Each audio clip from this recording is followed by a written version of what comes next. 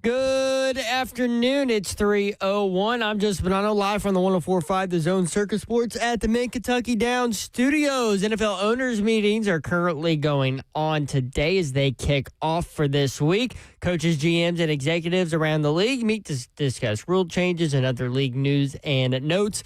Mike Berganzi and Robert Saleh for the Titans are participating. In Tennessee basketball news, their season is done after a 30-point loss to Michigan in the Elite Eight. Vols assistant coach Justin Gainey is reportedly accepting the head coaching job at his alma mater at NC State, while Rick Barnes confirmed after the game that he will be back for his 12th season on Rocky Top. Also, this from Mike Wilson just a moment ago. Belmont transfer Tyler Lundblade is taking an official visit to Tennessee this week. He was the Missouri Valley Conference Player of the Year in the 25-26 season for the Bruins, averaged 15.6 points and shot 40.6% from three. In Lady Vols news, Tennessee is expected to hire FSU associate head coach Bill Ferrara as the newest member of Kim Caldwell's staff, replacing Gabe Lazo, who they parted ways with this week. Ferrari Foundation Repair, whatever needs you need to visit, USSTN.com. Breaking news at once on your home for the Titans and Vols. This is 104.5 The Zone.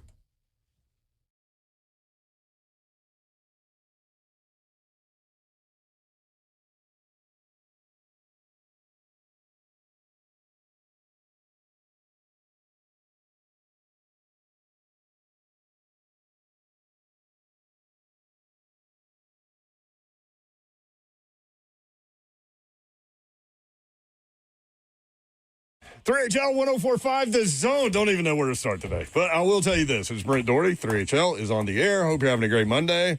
Hope you had a great weekend. It is a beautiful day in the Music City. Babs is here, y'all. What up? What up, a bit? Bunkity bunk bunk bunk. There are a lot of things that are bunk. Today is bunk day on 3HL. My Dookies. Well, So your bunk. Dookies, our Vols. Well, we can commiserate together, although that was two very different ball games. Let me ask you a question. Would you rather lose by 33 in the Elite Eight or the way Duke did? Give me mine. Let me get mine over with. I mean, just slip my neck right now. Do not take me up through that. So you pick Vols loss. Absolutely. I mean, you just yeah. wasn't the better team. Yeah. The better team actually won. The better player actually won. In Duke's, I can't say the better team won. The better team that played the better game. It was just dumb at the end. Dumb. Didn't even need to get it across. Yeah. No, it was so you didn't dumb. need to What throw are we that pass. doing? That's the one you go back over and over in your head, be like, dang, I could have did this. I could have. When you just get spanked, it's just like, well, I guess I should have pulled my pants down so they didn't rip my jeans when they spanked me or something. Like, I don't know what you do, but that wasn't it.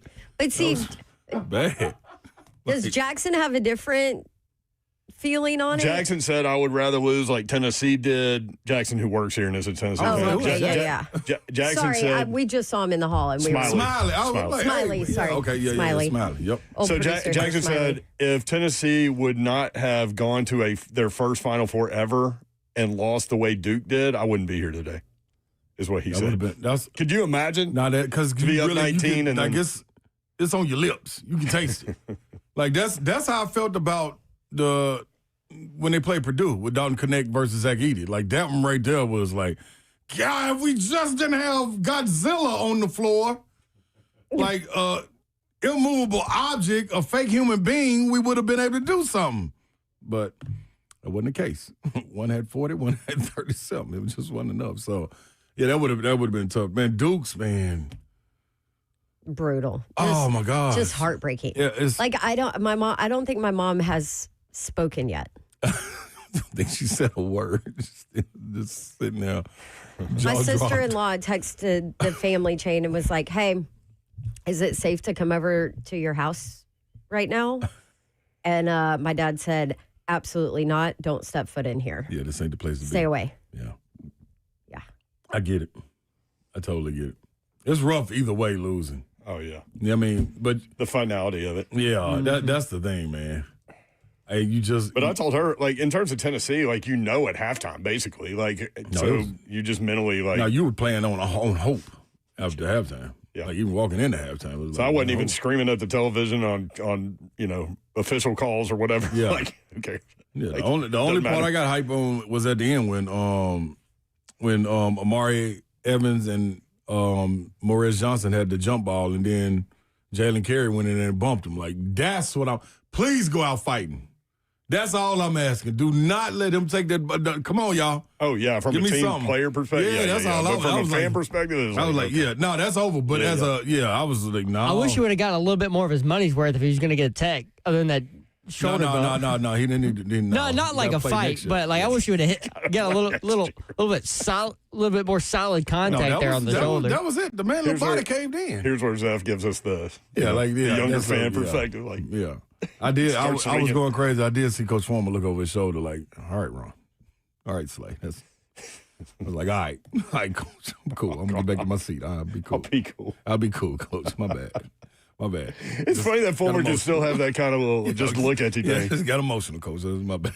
Speaking of the look, real quick, side note, I watched, I'm about halfway through the Pat Summitt documentary on Hulu. It is unbelievable. How long is it? That's a good question. Hour and a half, 2 hours? I hope so. They call it a movie, so I don't know. Yeah. I got like 45 minutes left. I didn't really pay attention to that part of it, but Was it Break the Glass? I was like, I did not think I could love her more. But after watching this, I do. I love it. Yeah. So that's well worth it. All right, 615-737-1045 if you want in. Which would you rather lose, by 33 or the way Duke did? Slay Dog is here. I'm in the building. Better be ready.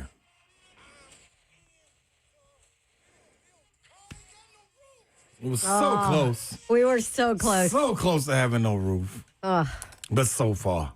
Yeah, about 40 minutes away. Actually, they led 16-14 before the 21-0. Like when we get into it, I'll tell you my thoughts on it. Like, how many hours were you in Chicago? I got there. What time did I get there? About 11:30. And then left like right after. Yeah, it was right after so the you 4 minute were media timeout. Oh, you were there like 4 hours. Yeah, it's time to roll. Let's get on back home, y'all. Good time. Also, there's a lot going on. I know a lot of y'all are sitting in traffic, depending on where you are in Nashville. Yeah, the interstate's closed. Well, there you go. Also, like if you're going to Concord Road back, maybe it's cleared now. I don't know. But when y'all were leaving, like every neighborhood, every neighborhood had law enforcement. Yeah, and it's nothing like criminal. No. So we're not telling you to like scare you, but yes. And when I say law enforcement, I mean you had Williamson County Sheriffs, Brentwood Police, Metro Police, and State Troopers. Mm-hmm. So conglomerate. Every single agency all working together for this one. So don't do anything crazy on not the time in Brentwood or in Williamson County right now. Pat Summitt story, 83 minutes. There you go. There you go. You win with people, she said, and that is so true. Rumor is there is a VP in town. And not the one, not like the, a VP for like I was gonna say 4-H Club, Cracker Barrel or something. Yeah, not that VP. Not that one. Yeah. The VP. Yeah. A more important one. My buddy Aaron from Aaron and Sarah, who's a huge Kentucky fan, said, "I really hope that Duke fans have to watch this every March for 25 years. They'll know how I feel." It stings, I know. Well, when you play at that level, it's gonna go both ways. You know, if you're in those kinds of environments every year, that's the thing. I just think it was too much for. We talk all the time about freshmen. You're going to take your lumps. It was too much for Lil Boozer. Man, you know what though, Bell? I know I've been hard on him this tournament because I thought he did well, man. You did. I thought he turned the ball over every 2 seconds. Yeah, but I thought coming out of the ACC tournament. In that tournament, he did well. Then going to the national championship, NCAA March Madness tournament. How about that? National championship run. Yeah, I thought he was solid, man. Solid as they come. You know what I mean? Especially trying to work Caleb Foster back into the mix for him. Yeah, when he was battling. Yeah, I mean, he didn't have a choice. I know. Right, that's a tough spot, man. I just thought Cam shouldn't even have given that ball up. Yeah, Cam should have put his elbows out and just start pivoting. Like it was no way they can't physically take the ball from you. You're too strong. Like they gotta foul you. They gotta foul you. And I want you at the line. And they would have to. Yeah, I'm cool with that. I live with whatever happens after that. Give me you at the line. I mean, you're up 2. Just make one. The worst can happen, they tie it up. So. Because they got to go link the floor. And Yeah, whatever, that's one of them 3 things, man. Second, 4 second, whatever it would have been. When you got to give Carmelo Anthony more credit, man, because we always talk about how great these freshmen are. No freshman is leading your team to the national championship. It just ain't been done. And we've seen some great ones. Kevin Durant was one. He swept every single award in college, every award, and couldn't get there. So the freshmen, they haven't been on the stage. The teams that have been coupled with that experience around them with the freshmen, they're the ones that have been able to get it done. You look at Arizona, you look at Michigan, you look at, like, Houston was led by freshmen. You know what I mean? Outside of Uzan, like, we thought he would step up. It just wasn't, he didn't step up like he was supposed to this year. So Arizona, maybe? The keys. Yeah, but they got the Big 12 player of the year is the senior. That's right. You know what I'm saying? And this game's going to be a war. This is it. Jackson Lindenborg is everything as advertised. Mm-hmm. No ifs, ands, or buts about it. When you look at, to make it past the Sweet 16, you have to have the best player on the floor. You have to. The best player on the floor, Michigan, Tennessee, was Jackson Lindenborg. The best player on the floor for UConn Duke was Tyrese Reed Jr. Like, this is no ifs, ands, or buts about it. That's why this tournament is crazy, because it only takes one game. You put them in the 7-game series, Duke probably win. Definitely. You know what I'm saying? Like, it's just what it is. But it just take one freaking game, dog. 615-737-1045. Dave in Bowling Green. Dave, what's up in South Central Kentucky? Well, it's been 34 years, but there's not a lot of love lost for Duke for the Cats fan. Oh, Lord. 1992 at the Spectrum in Philly. Yeah. Christian Leitner with, quote, the shot. There's a Wikipedia page about that game. And it sent Patino and the Cats home from a Final Four.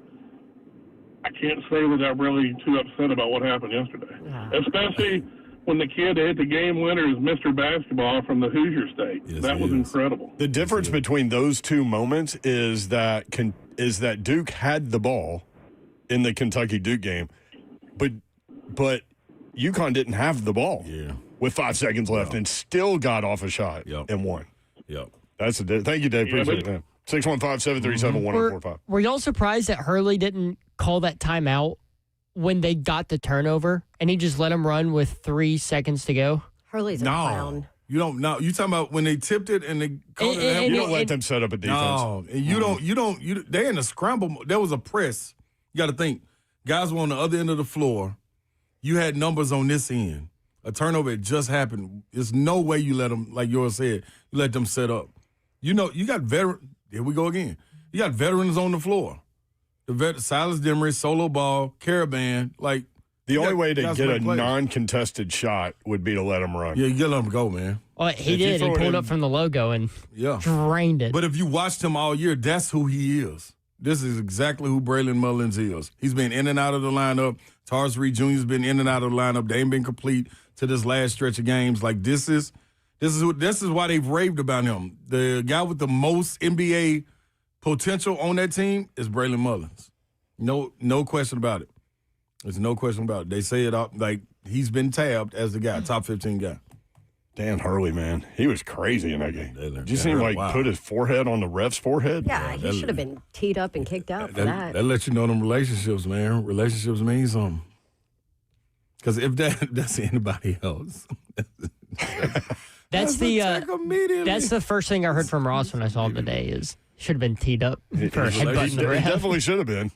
You can't put your hands on, much less your forehead on somebody. In the Lord. James in Ashland City. James, what's up, man? Good afternoon, guys. I just want to talk a little bit about this season for Tennessee and just the coaching job Coach Barnes has done. Before I even get into that, let's get one thing straight. There was no Dalton Connett. There was no Chaz Lanier on this team. There was no Grant Williams. Mm-hmm. There was no Lamonte Turner. There was no Josh Bone on this team. You did have Nathan Emmett and you had Gillespie. And what they had to do, and the only chance they had to win against Michigan was for those guys along with Boswell that drained threes, and they just couldn't get it done. Mm-hmm. But for this team to be probably one of Rick Barnes' least depth teams he's had since he's built that program. And Slay, if you disagree with me, let me know. But I think for that fact to get to the Elite Eight this year, the way they did, I didn't think they beat Virginia. To be honest with you guys, I just think this is the best coaching job he's done for what he's had. I'm not taking away from nothing from Gillespie and Emmett. Emmett's probably going to be a late to mid first round if he decides to come back. I mean, if he decides to go, which he should. And I just, like I said, Alpara, Australia, he just didn't get a lot of big man play there. They were all foul machines in that game against Michigan with a real tight whistle. So I just think this is his best coaching job to get these guys to the Elite Eight. And I'll hang up and listen. Thank you so much. Thank you, James. Appreciate it. Yep. What do you think, Sly? Yeah, I think it's he hit it on the head as far as that tight whistle. I thought that mucked it up. It made Dusty May go away from his normal routine, and his assistant coaches had to talk him into like, hey, dog, we gotta. If you want to get a gap in this score, you got to let the starters go. And he put them back in. So I thought that was a tight whistle on both teams. The refs, it was so much that they were letting go and so much that they wasn't. But you had every opportunity.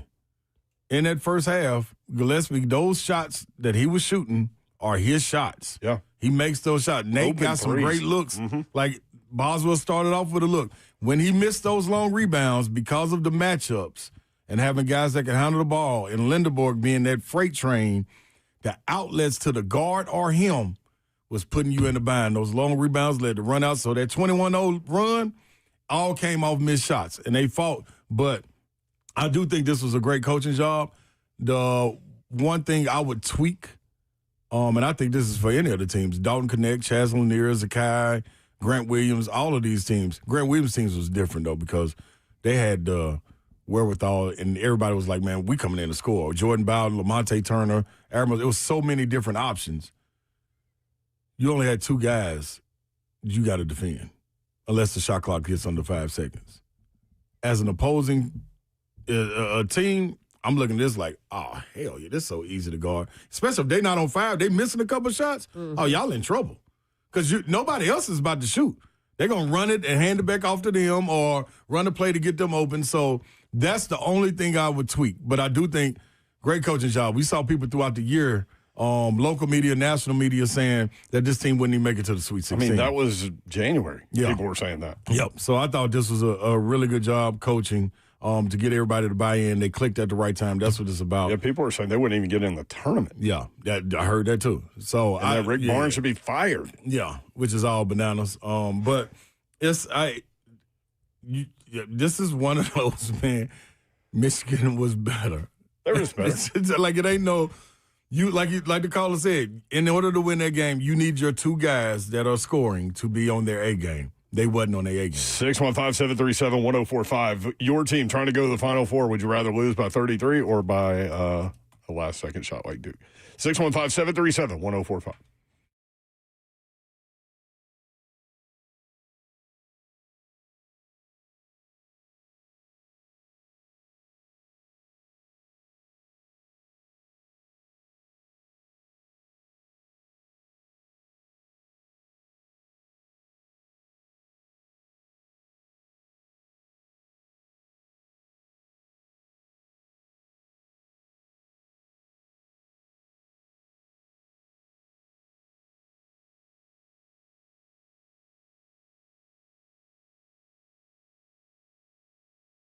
United Structural Systems isn't just another repair company. They are your local foundation of waterproofing experts. They live here, they work here, and they understand exactly how Tennessee's soil, weather, and homes behave, serving homeowners across Tennessee for more than 30 years.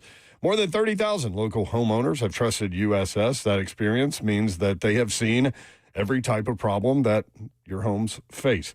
Every crack or leak tells a story, and USS knows what those signs mean. They pinpoint problems at the source: foundation settlement, basement water intrusion, crawl space, moisture issues, and more. No guesswork, just expert diagnosis from people who know Tennessee homes. Their repair solutions are engineered to stand up to our local conditions. A+ rating with the Better Business Bureau, transferable lifetime warranties, local service, long-term protection. You're not just getting repairs, you're getting peace of mind.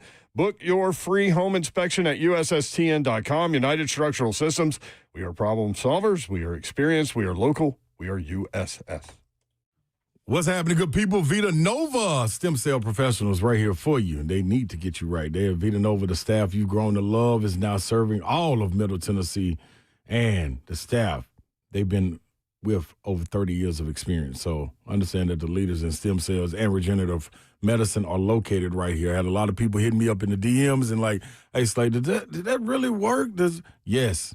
I'm telling you, ankle injuries, I had a shoulder injury, all of this, the back pain, things of this nature that you can control. All you got to do is just go see them, man. I promise you. Temporary fixes don't always address what's really going on. So many patients, they've already tried conventional therapies without relief.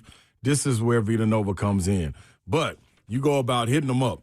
Get in touch with them. Vita Nova, they're offering a free consultation. You got to call 615-801-8005. That's 615-801-8005 or visit vitanovatn.com.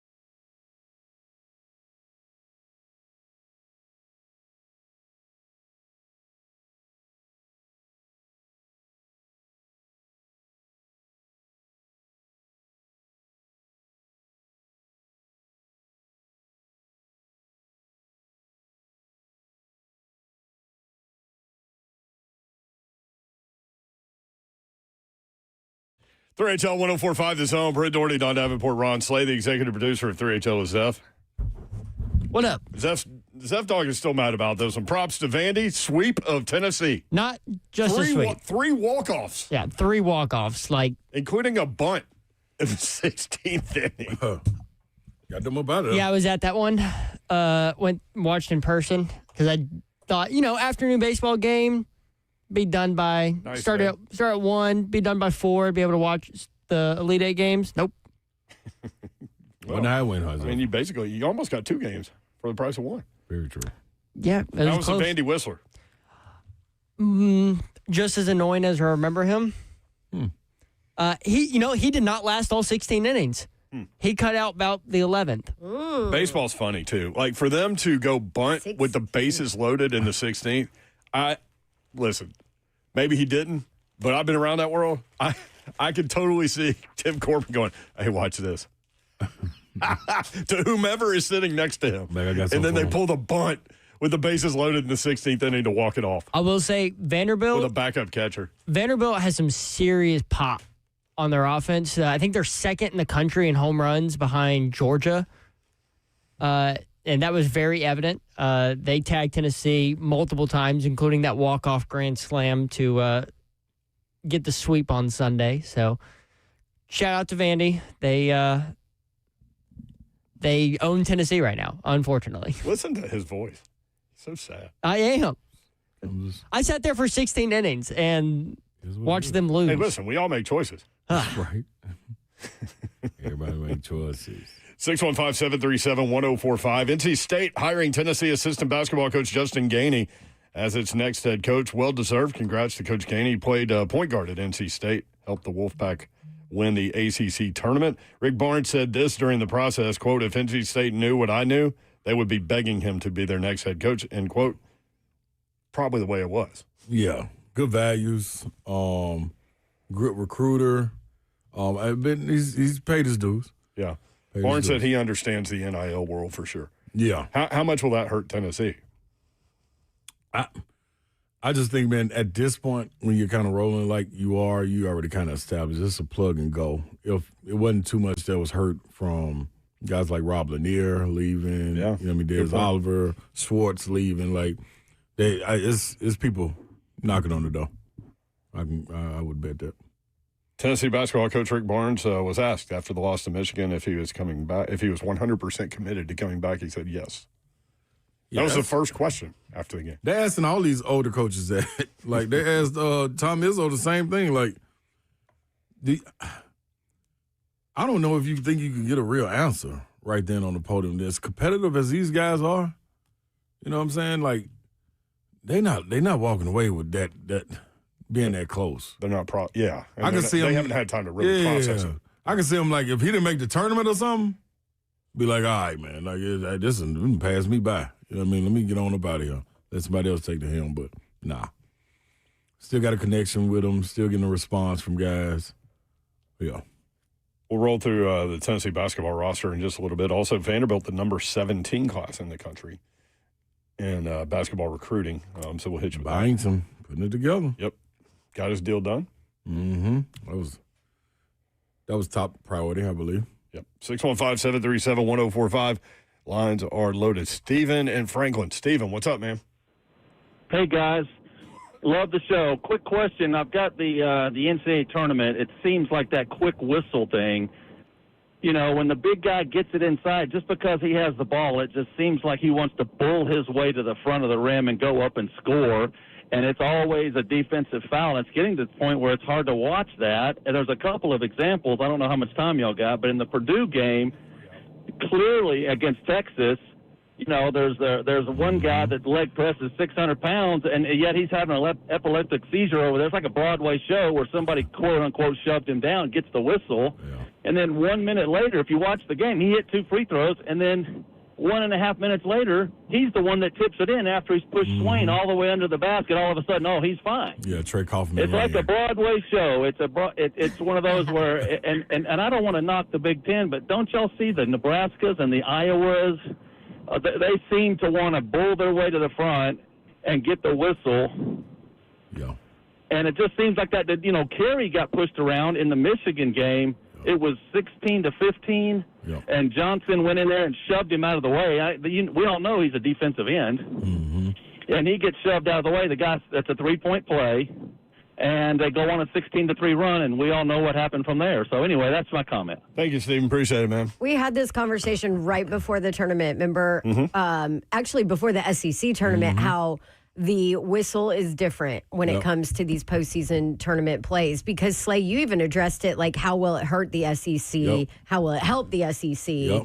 From that standpoint. I mean, it was probably like a full segment conversation about it, that like you have to figure it out early in tournament postseason play, how different the whistle is. To the caller's point, I think that's what it was on these last couple of years when you see the SEC come through and be dominant. That was always their fear, getting to because we beat up on each other. You know, football conference carries over to basketball, get people mucking it up and being down there physical. Would that carry over to the tournament? And in the past, it's been like, okay, that's what we're watching out for. I thought this year it was a little different with the Big Ten right there. I thought Big Ten is a tough, brute conference, and they want to play at a slower pace, and that's what it would be. And that's not what it was. So it's interesting, man. Like it's a lot around it. We'll see it. We'll see how it shake out if they're able to get a championship or Big 12 take it, but. It'll be interesting. I know it's the fan in me, but I think it was Steve Lapis that was doing the game, both games, actually, the Iowa State-Tennessee game. And I felt like in the Iowa State-Tennessee game, it was such a one-sided broadcast. And I try to pay attention to that because of what we do for a living, and we've all done games and all these things. And I felt that way that game. And then I felt that way again in the Michigan game. Yeah. But then it got to a point where it didn't matter. And, of course, you're talking about nothing but Michigan. But at one point, Lapis, I think it was Lapis, said he had Lindeborg – to score more than 20. Yeah. Like, he's like, I won that one. I'm like, what? You're betting on one of the players? And you're supposed to be objective in here? Yeah. Good Lord, man. Okay. Fan hat off. No, he was probably I think it happens at times. I think it happens at times. 615-737-1045. Jake in Nashville. Jake, what's up, man? Hey, guys. How are you? Good, Happy Jake. Monday. Yes, sir. Monday. Yeah. Well, you're not wrong. I mean, the ESPN guys, they get that look that the weather people get before inclement weather's moving in the next day. I know what you're talking about. Yeah, you worked in that deal. Yeah. Boy, like when the newsroom gets to lead with weather. They're telling everybody to go find safety, and somehow they seem happy. But it's the same look that the people at ESPN get in their eyes every time Duke's, going past 16 in the tournament. And the calls, the whistles for Duke are crazy. I mean, 2 or 3 times, Boozer literally skipped down the lane. I just think that's Boozer, period. Yeah, I mean, I don't think it's Duke. They even said, well, he stumbled. In China shop. Well, when you stumble, folks, that's called a walk. And I think that the overall, just in general, I don't think it's the Duke players that people get worn out with. I think it's the media and the fan base. I mean, there's a difference between having a supportive fan base and an obnoxious fan base. I mean, I was at the 96 national championship game when they were chanting hillbillies before they ever played Arkansas. And then, you get into the spot where the media literally, the desk prior to the game, they were talking about what Duke was going to do against Illinois defense-wise. The game hadn't even started with UConn yet. So I get that it almost became what they thought it was going to be, but should have got to play the full 60 or the full, in this case, the full 40. Right. Well, who I was going to ask who's he a fan of? Yeah, go ahead, Jake. Jake, who are you a fan of? Oh, I'm not a fan of either one of those teams. I'm saying your team. No. Oh, I'm a Vol fan. Okay, go Vols. Yeah, I'm a Vol fan. Thanks, Jake. Vol for life, baby. There you go, baby. Thank you, Jake. I like his little tone at the end. I do. No, I kind of. I thought for sure he was going to say Carolina. I understand what he's saying about that, though. Like, but no, I think all of those right there in the same basket, though. Like, that's what you get with the Blue Bloods. You know what I'm saying? You get more of it's a louder voice. You know what I mean? It's more to talk about because of it's more of a fan base to attract. You know what I mean? I think, that's just the way I look at it. What did you think about Danny White saying that Rick Barnes has gotten Tennessee into the Blue Bloods? You can't be in the Blue Bloods unless you win something. I mean, Yeah, you can't be in no blue. How? What do we do? I mean, 3 Elite Eight's pretty amazing. That's phenomenal. But here's and the I other think thing. any fan base would trade to have that. Tennessee needs to figure out a way to not play a 1 seed in the Elite Eight. Somebody needs to get upset. That would help. But guess what, though? That's what Dustin May said. He went into Or they the need portal. to be a 1 seed then. There you go. That's what he said. He went into the portal thinking this year, after he played Auburn in Atlanta, he said, dude, that was a home game for Auburn. Mm-hmm. So our whole mission was get close to home. And you can see that it is no dog. It's like it's a hell Ones of a and twos. It's no question. Like when Tennessee played Purdue, went to that game, it was in Indianapolis. It was so deep in there, like good gosh, you don't stand a chance. Like when you get on a run. So I get it. I want to make sure that we address this point because Gator Mike texted us. The refs didn't beat Tennessee with a face palm. We never said that, did we? No, of course no. they We did said it was a. I think he was saying that caller was saying it. Oh, okay. No, but I do think it was a funny whistle though from the start of the game. I mean, it doesn't help for Akbar to have 3 fouls. Yeah, and a 7-3 guy can just motor around in there. And that was the thing when you get the ball and you're taught this. When you get this is what had me getting upset at Zach Edey. When you get the ball and you give the first bump, the defender has to take the first bump.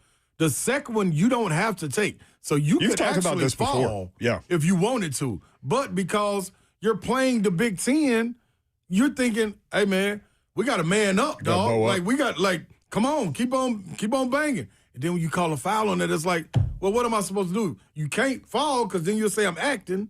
You know what I mean? So it's a gray area with it, man. And I don't know how you address it or how you change it, and I'm not saying that's what did it, but it did get it got both front courts in foul trouble. Mm-hmm. Like no ifs, ands, or buts. But the wild card to it was Michigan was able to say, you know what?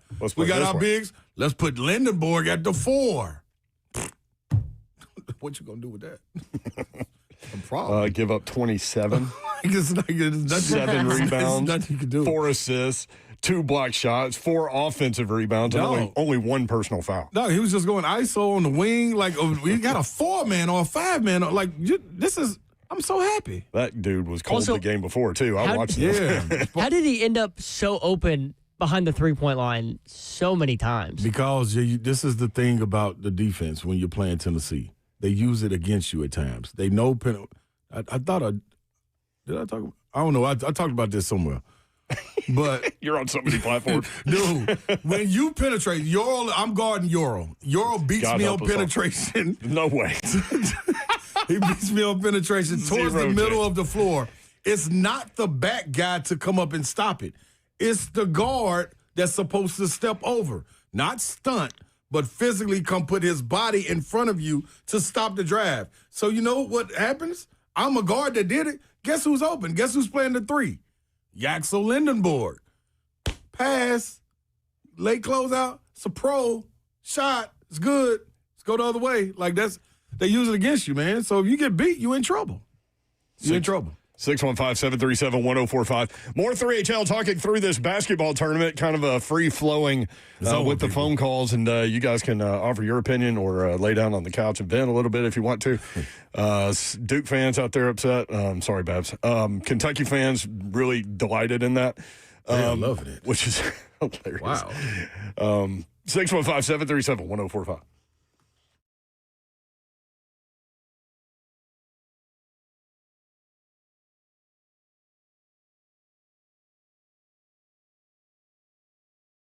Dickens Surf and Landscape Supply can help you with this tricky weather in the spring. They are the experts. They can help you keep your lawn looking at its best and getting it there. DickensSupply.com is the website. Trey Hartsick with more. Trey, this time of year, man, the weather's questionable. In Middle Tennessee, wide-ranging. Well, there's no doubt. It's like one day you're buying ice milk because we just got snow. The next day it's 80 degrees, and you got weeds all over the place because that's what we're dealing with now, Brent. Early spring, a lot of clover, dandelion, chickweed popping up because, say you got a really good overseed in the fall because a lot of people did when they used our PTT they're looking really good. But it does not take long once it starts warming up to start seeing those weeds that don't look great. Don't let that take you over. We know a lot of people, they oversee in the fall, they get really excited, and then life gets in the way. And we understand that too. But what we can promise you is that we will make it as easy as possible at Dickens Turf and Landscape Supply to get your yard weed-free, looking good. If you want to talk to us about turf grass, we'd love to talk to you about that. We can get your yard looking good, tell you everything you need to know to do it. Also, got to cut it, right? We know it's going to rain. We know the grass is going to grow. Look no further than Dickens Turf and Landscape Supply is the best equipment dealers in Middle Tennessee. Stop in and see us. We'd love to talk to you about it. We're conveniently located in Auto Middle, Tennessee. Got locations in Nashville, Hendersonville, Murfreesboro, Bellevue, Brentwood, Lamar, Mount Juliet, and Franklin. If you can't get a hold of us, check us out online, DickensSupply.com.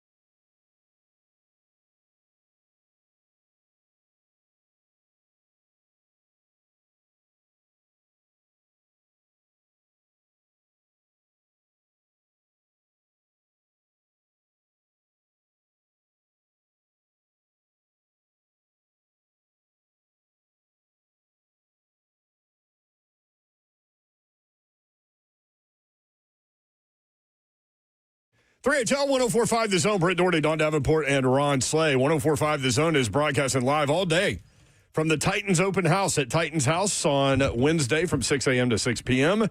Experience the future of game day with an exclusive look at Titans House, the new Nissan Stadium Experience Center. Enjoy food, drink, special guests, and more. You purchase a PSL at the event and receive a new jersey as a gift. For more information, visit 1045thezone.com/events. All day, the Zone will be there, including us from 3 to 6. Also, we will be in Cool Springs on Thursday. Come by and see us. Mexicali Grill. Love that place. Y'all know whenever we do a show in Cool Springs, I stop there on the way home. Yes, you do. Every time. My guy Rashid over there at Mexicali Grill and Cool Springs will be there Thursday from 3 until 6 o'clock. 615-737-1045. Gone off Tennessee's roster, Nate Ament. Right. Yeah. Felix. Any chance on him, son? Had to ask. Well, you got manual buzzer quickly. Had to ask. That was an and too. What was that? That was my other buzzer. That was crowd noise. Yeah, like That was the booze? yeah, that was the booze. That was somebody that sent me the Duke shot. And the I actually was wondering if that was the Duke shot. You mean the Yukon shot? Yes. Y'all have had plenty of your shots. She's so annoyed right now. I'm so annoyed. We should be bad. You got the right to be. Yeah. Although Y'all had the ball. I did and the think lead. it was funny. The camera was on Dan Hurley's mom and what she said. In the That was shot. excellent. Man, she cussed up a storm. That one was actually quite Explains a lot. I was just gonna say. Good point. right. She did. You can find the video. It's holy. Shiano. Beeping. Oh, something else. Shiano. Yeah. Oh, Oh, yeah. yeah. It was. She went the word of all words. F-bomb went in the middle.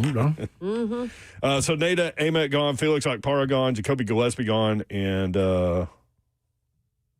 Abrams gone, right? Yeah. Yeah. I think Abram was singing too. Yeah. Yeah. So theoretically, as of right now, coming back, you've got J.P. Estrella, Bishop Boswell, Dwayne Brown, Jalen Carey, Ethan Berg, Troy Henderson, Amari Evans coming in. Ralph Scott, a 4-star small forward from IMG, 6'8", 190. Number 54 player in the country. Manny Green, 4-star small forward from Cedar Grove. In Georgia, 6'6", 205, number 100 player in the country. And Marquise Clark from Chicago, 3-star point guard, 6'1", 175. You like him? So he's supposed to be one of them ones, one of them cornerstones. If it holds up to be what it is, and then you go attack the portal. You know what I mean? Get two guys in there. Don't forget, Cade Phillips will be back as well. Cade Phillips, that's right. So that'll be a big one. So your front court is once again intact. Some people got to adjust their role a little bit. I do like what Jalen Carey came out and said. Like, it's on me. I kind of let this group down. I got to go get my body right and get in the tip-top condition. And you can see he came on a little bit more towards the end of the year, but you got to start that way. You know what I mean? And I got a lot of respect for the young fella, man. Like, he's open to be coached, and he wants advice, so salute to him. I like him. Big personality, too. Yeah, transfer portal opens next week. Tennessee's got a visitor from Belmont, Lundblade. We've talked about Lundblade a lot on the show because we've done shows from over there. And because we know Casey so well. And Casey said he's such a good shooter that when they do shoot-arounds, like they have games where they go from one spot till they miss. Yeah. And he shot 80 in a row, and then they shut it down. Yeah, like, it's enough. We don't want to do no more.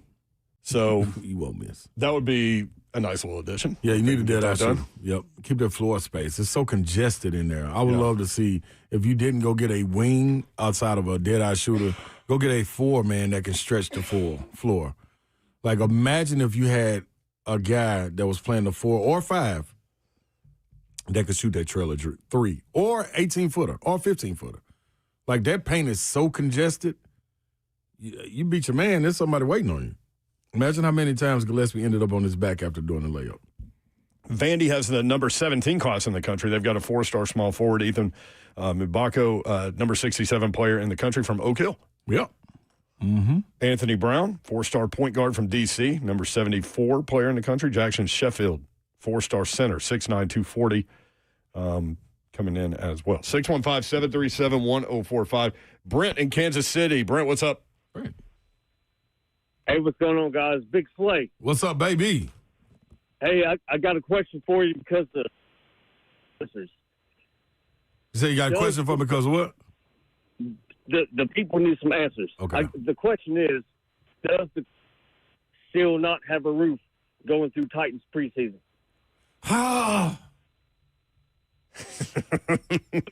we need to know this, man.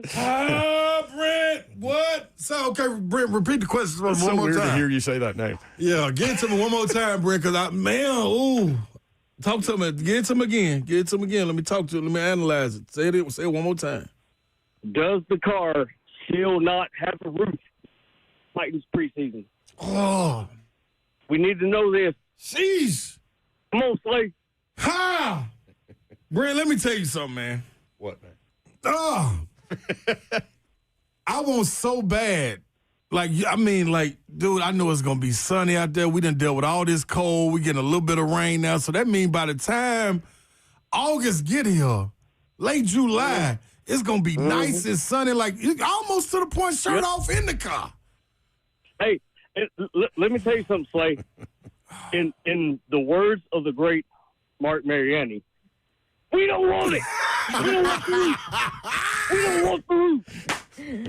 Hey, man. I figured Brent was headed somewhere. Brent, hey, man, let me tell you We this, man. don't want it. I did everything in my power not to because, 2 years ago when we went out there and watched them and we was like, hey, man, dog, this team right here is putting something together. We seeing some things happen. And then they got into the season and we didn't see the same thing. So I felt it was as being a responsible cheerleader and fanatic that I just can't. I don't want to lead y'all down the wrong road, though. Yeah, but that's on them, not you. If they follow me? No, the team. Because we all thought at that training camp. That's what I'm saying. And So- then they failed us. Absolutely. But no question. Yeah. But I Yeah. said, okay, next time I'm going to wait to see what it looks like. You're in out wait there. and see mode. I am, Oh, man. like everything now. Hey, Brent, I apologize, man. But I think that's every Titans fan right now. Yeah, too. you can Except hear it. maybe You can feel Brent. it. No, I think, Brent just look, he out here for a good time. And I love it. Brent, forget to wait and see. We don't want it. We have a good time before we make it into the stadium. Yeah, That's what Brent said. I'm the same way. That's what both Brent said. I took the steel saw and cut the roof off. That's what The steel the saw. roof saw. It's off. Oh, my man. Hey, So I'm are going we to work gonna on have it, to man. wait? Are we gonna have to wait until they do something in the season for you to possibly? Babsy, You're scared to get excited. I am, man. talk about this all the time. Life's too short to be scared to get excited. Listen, man, but I don't want to be out there, though. This team has done it to you. Dude, it has. Don't worry about them letting you down. man. No, yeah, but then you out there having a good time and ain't nobody out there. Then everybody just pointing and laughing at you when you out one there. of those parties. Yeah, you know what I'm You saying? walk in, there's nobody here. Yeah, like, no. You're like ready to That's ratchet the wrong things up. address, Yeah, man. that's right. So I get I that. ain't going to say we got to get into the season, Babsy. We'll give a preview, Babsy, in preseason if it kind of matches up to what we think it could be. Kind of Brent, is that see good? how it feels. Yeah, we'll rev the motor up. We'll bring it out the garage. I ain't say we're going down the street. Okay. But we'll bring it out the garage and drop the top for a second. That's fair. Hey, that sounds good to me, man. My roof is gone. The 15's bumping. Man, I love y'all and all your insight. Thank My you, bro. dog. Appreciate it, Man, man. I'm telling y'all, I want to, man. I like him. I loved it. I want We to. don't want it. He knew where he was going with that. No, do y'all remember when it was moonshine. good? Like, we was coming to the prayers, roof back, you know what I mean? Listen to me. Like, hey, we need the city got to get back. Mm-hmm. The city got to get back with our sports teams. Mm-hmm. The people are ready. Oh my gosh. The people ready. Hey, Nashville These SC's Nashville good. fan. Yeah, yes. They're good. We just need a lot. We need more, yo. Like, it's only so much can get over there in that car. There's a lot can get over there in that car. It's not like Fred Sanford's truck. Come on, you feel me? You know what I'm saying? Like, man. I'm with it, y'all. We'll bring it out the garage. I promise y'all that. It will come out the garage. Have like a yard party. No, Well, we'll wash see, it and put it. we'll see what happens in this draft, what Yeah. kind of holes That can help. they fill. That can help. Yeah, It'll be like Sylvester. We'll sit in the driveway and listen That's to right. it. That's right. I mean, they have filled some needs Yes, they have. in free agency, Yep.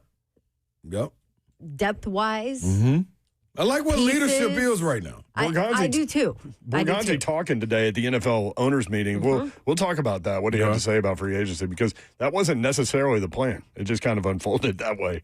Beautiful. For them to go all in like that. That's how the car has no roof. There you go. 615-737-1045.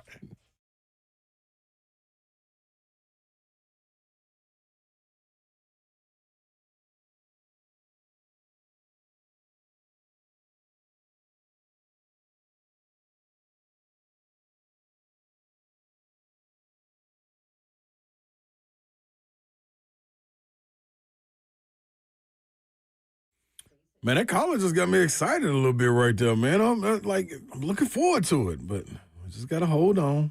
Just hold on. And while you're holding, man, hit up medical. It's one more day, as Babsy said. MedicalHouseCalls.com is holding on and waiting on you to give them a shout. It's healthcare designed for your life, so all of those trips to urgent care and trying to see your primary healthcare doctor, whatever it may be, you can do that right there in your home. Or if you're at work, you can get it done too, especially with the mobile IV that they have. 7 days a week, Monday through Sunday, 7 a.m. to 8 p.m. Same-day appointments are available. You just got to call or text 615-838-2375. 615-838-2375. If you're feeling a little down, feel like that sickness is coming on, or you just need to recoup. It's time to get back right. You need to get back hydrated or whatever it is that you're trying to get done. Or kids, got a little illness. You don't want to go to the doctor. You can call Medical House Calls. They'll be right there at your door. But you got to hit them up. 615-838-2375, medicalhousecalls.com.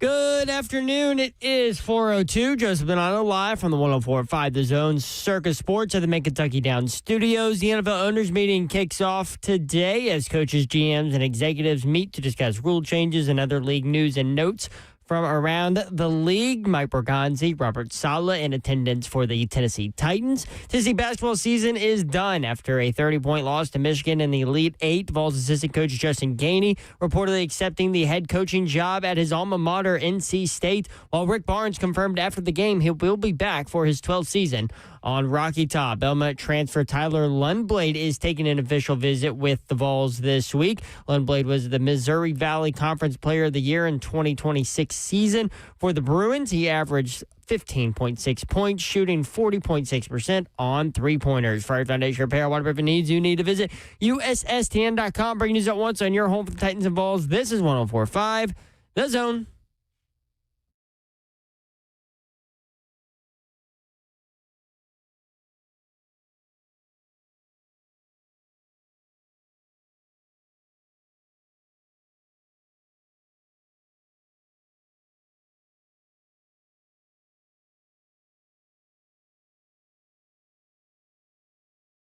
Three HL 104.5 The Zone. Brent Doherty with you on a beautiful day in the Music City. Hope you had a great weekend. A lot to talk about. That is for sure.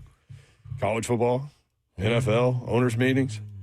Oh, yeah, hoops. 615-737-1045. You want in? A lot of callers today. We appreciate you guys participating with the show. You can do so online as well on Zone TV, YouTube, Facebook Live, Twitter, and Twitch. Twitch, please. Watch the show live there. There she is, Dawn Davenport, y'all. What up? What up, Babsy? What up? Robert Rouse on YouTube says, once Jeremiah Love breaks one and takes it to the house, that roof is coming off. I tell y'all this. Yeah. I tell y'all this. Now, roof will be far gone. When they go get him and that happens. Like first carry in preseason, and he goes like 70. Oh, see, it's stuff like It's that. stuff like that It's that gets stuff you. that's the problem. That's when I can't control it no more. We just out here. Yeah, let Wow. that happen, boy. Yeah. There he is. He's Ronald Sylvester. I'm in the Slay. building. You're with the rebound. Left hand putback. You didn't have to use your left that close, and you still used it. Yeah. I think you got some. You may just be, what is it? Ambidextrous? Amphibious. Yeah, it might be that too. It might, you swim and I can swim really well. Yeah. I can hold my breath for a while. I've seen you walk before too, so. You've seen me walk. Yeah. Ain't that you walk and then swim good? I don't know. Hey. Yeah. It's- This is not on the script. For those that don't know, we have telestrators in front of us. Is that right? Teleprompters. And the entire show is scripted. Yeah. A lot of people don't realize that. Absolutely. Trust me, if it was, it would be better. Or worse. Actually, it probably Much would be worse. Yeah. Yeah. I thought you had a little piece of honey butter croissant underneath your bottom lip there. No, I got some. It's some on me. What is that? What is this concoction you've done over there? No, this ain't no concoction. It ain't my concoction if it is one, but it ain't one. And if it was, I would own it because Babsy, this right here, this is I don't even know if they got these in other places, but in Nashville we have something called Rafferty's. Yeah, they are. There are. There's other places? Yeah, there's one in Bowling Green. Really? I think they started in Bowling Green, actually. Ain't that something? Well, I think this is the only one that's still out here. Over by Hollywood 27, 100 Oaks. 100 Oaks. Yes. You got a salad. You Got can get a salad. chicken tender salad, cold-blooded. But this is the real live dessert / appetizer. And you can get it with pecans or without. I get it without.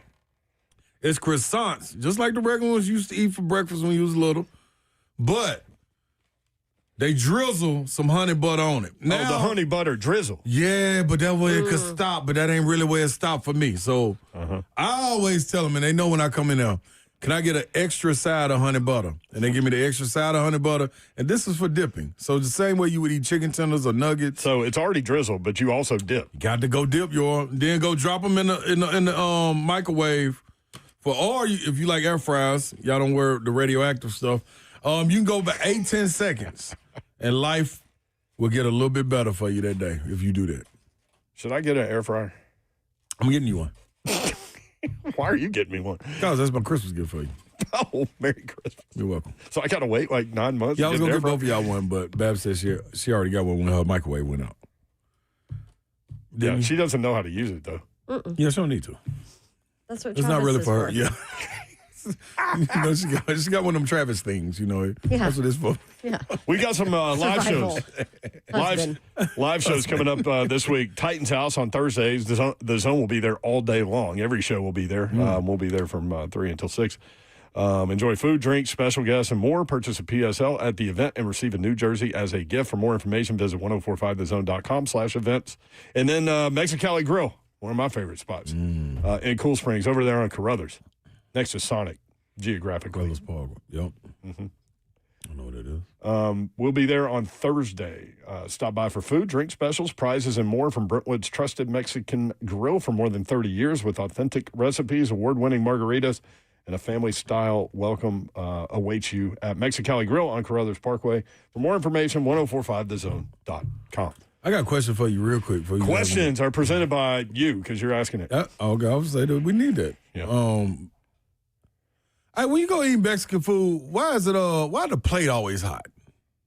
They are hot. They bring it out with the little bits. Yeah. And it ain't just the Because fajitas. they sit it under the heater. The heat lamp, yeah. Yeah. Yeah, why is the plate, if the food's hot, I why don't know, is you but heating up the Mexico, plate? Okay. their food is fresh. I I know, I love think it. all of them are, but like, I'm pretty much all I of them get fresh. the fajita quesadilla there. You don't want to put hot food on a cold plate. Yeah, but the plate ain't got to be cold. So they warm the plate up, No, then they put the food I get on. what he's saying. No, them plates are hot. Don't touch this plate. Yeah, because they sit under the heat lamp with the food to keep the food hot. Yeah, why? That's what No, I'm saying. not this place, man. It is fresh, dude. They make the. I guarantee That's what I they heat thought. the plate before they This put the is- food this on. I mean, is what I thought. there's some places that do that too. Yes. Yeah, Yeah, y'all but just you don't want. confusing But me you now. don't want a cold plate though, Slay. No, the plates are not cold. Plates are cold at buffets. Somebody when you said get a plates cold are plate. in the oven before they put the food on it. That's wild to me. I get it. I've never thought about that. I thought it's just because it's sitting under a heat lamp, because they're waiting to get all of it ready together and then bring it out. But yeah, you don't want to put it on a cold plate Yeah, because it's hotter then than the that. But plates- food will get cold like Plate's that. not hot though. Like when you think about when you used to go to the old school buffets and you just pick up the plate not hot. But they have the cold plates, the little silver plates for the salad bar. Okay, yeah, That's a but cold plate. you're talking about a buffet, Slay. Yeah, but this That is food just sits out. I like when it's out like it. Yeah. But this is what I'm saying though. But if you They go to don't like care. Craig's, the plate's not hot. So let me ask y'all this. This is my last question when you talk sports. When you get your plate, do you not take your plate and like turn it to like what you want to eat first? Yeah, because they tell you not to touch it, but then you immediately touch it. Hello? That's all I'm saying. Notice the next time you go eat. Let me know when the person sets their plate down in front of you, let me know if you touch your plate or not. Well, now I'm going to notice. I be there guarantee Thursday. everybody takes their plate and grab it and be like, okay, let me turn it. Nobody just eats their plate like that. And if that's the case, why are you bringing me a scalding hot plate? So your food will be warm. Would Yeah, you but then rather don't would tell you me- rather have a scalding hot plate or cold food? I don't want a cold fajita quesadilla. I don't want cold. I don't want cold. See? I just don't want my plate scalding. You want a You're lukewarm saying there's a plate? happy medium. Yes. Yeah. What I'm gonna tell the people That's is next fair. time, take that mitt off. Take that mitten off and hold my plate. That mitten. Yeah, take that little hot mitten off. So Hold my plate. at Cracker Barrel, You know you don't work there no more. I know, but I still remember I was there Sunday too. Yeah. the plates sit on a shelf like right under the grill, so we can just grab it. So the heat from the grill warms the plates, and then when they sit in the window, there was a heat lamp in the window that kept the food warm. My plate don't need to be in no window. Well, if it's busy, it's going to be in a window. Waffle House never put their like in plates your- in Yeah, no window. well, Like in your little Waffle House movie? And doesn't the have a plate's not window. cold. The plate's not cold. Like in your little movie with the pie in the window? Yeah, exactly. Like life. Yeah. You know how many places that got stolen out of windows? Like if I was a person that was doing bad and I ain't have a chance out here, I would go in a restaurant and take one of them plates out the window. And I would be no longer hungry. Somebody play to get. Yeah, but the customers don't get the plates out the window. The servers do. Exactly. I would go back there and go get my plate. Wait, y'all were there on Sunday? You stopped at Before the Cracker game. Barrel on the way? On the way to Chicago. It was 25 minutes outside the city in Chicago. I asked him how Oh, really? Chicago Yeah. Cracker Barrel That's was. what He I'm said it saying. was pretty good. Wow. Well, Mama's pancake breakfast better not be able to mess it up. Have you made any pancakes from your? I ain't had no time yet. He's got, I will, he's got though. pancake batter. Yeah, I will. That's one thing you ain't got to worry about. And we Keith already says he's got established an that you- apron for you. I just gotta go pick it up. Yeah. A sleigh apron? I would gladly appreciate that. Yeah, I just haven't had time. We've already established that you put vanilla in your pancakes. Yes, you are. Wow, giving away a secret again. I didn't. Somebody called in again. You didn't have to reiterate it. Yeah, you didn't have to tell Well, it's already out there. It's already on the record. They would have forgot. Okay, but they would have forgot. Yeah. Steve Sarkisian, we'll get back to basketball Now in just I a got to second. get Mr. Babs to do that. Put it in the window. See what happens. It'll be gone. All them Yeah, you animals over there. hey, this is a great point. You don't want the cheese to cool down because then it's like not good. You want the cheese to be hot as. That's hey, listen. That's what I'm here for. Good points, analysis. Yep. That's why I asked. Didn't know. 615-737-1045. Talking a lot of basketball, but I did see this today on On3. Steve Sarkisian says this 2026 Texas team is different. That's his quote. He said, I would say probably for the first time, I feel like we have top-level talent across the board, position by position, on both sides of the ball. Ooh. We don't do anything in our NIL contracts that are incentive-based, so we're done talking about money. Everybody's deals are done. I want to see what you was just on about, Babs. It's about being throwing this out. This is confident talk. It's about being a team and becoming the best team we can be. That's what he said. He ain't backing down. He's throwing it out there. Why do you do that? That's why I'm at. Because guess That's why I'm what? at. Now everybody's like, all right, good. You better freaking dominate, dude. And Like, then you when have you no don't, they're reason going to be not like, to. but you said. Yeah. Just let people like me do it. Because somebody asked the other day, like, who do you think's going to win the national title in football? I said Texas. Let me do it. Yep. You don't have to do it. You ain't gotta Or do that. you can say, hey, I really like this group. We're in a really good place, blah, blah, blah, whatever. But you put that on it, and then Ooh. now, okay, guess what? You better make it all the way. Here's And if the- you don't win a national title, it's disappointment Yep. because, but you said this, You got coach, at the best beginning of the year. the best You on said both this. sides of the ball, dog. Yeah. See, I'm with Babs on that. I just wouldn't even bring that smoke to have to deal with later if cool. something happened. Unless I was feeling like that. Well, obviously, I think he's feeling like that, or he wouldn't say it. But to your point, okay. But still, I don't care if I know I'm winning the national championship. I ain't telling y'all how great Well, we are. plus, injuries and all that stuff. But here's the thing. We all love it when dudes do this. Yeah, that's perfect for us. I love this. Yeah, absolutely. So we can pick it apart. But I've never really heard Steve I just wouldn't Sarkisian do say anything remotely close to this. Feel like it's back a little bit against the wall as far as letting people down last year? Maybe last 2 Maybe years. because everybody freaking propped Arch up. Yeah, but I thought But they that came wasn't out. his fault, No, at that- all. so that- He tempered that. Bingo. Yeah. So now he ain't going with that. He's like, you know what? No, we are good. Damn that. We the best around. Okay. Good for him. Yeah, I'm with it. I'm with it Listen, too. hey, I'm all about that, but you got to answer to that. Yep. And if you guys come out first game and look like crap. SEC media, they'll be here soon. Players got to answer for that too. I love that he said that because, that's going to be brought up at SEC Media Day. So he's going to have to double down. Yes. 615-737-1045. Tristan in Brentwood. Tristan, what's up, man? Hey, thanks for taking my call. I think Arizona could win it all, or Illinois could win it all, or maybe Michigan, maybe. But also, I think Rick Barnes needs to find like a good assistant or like a person to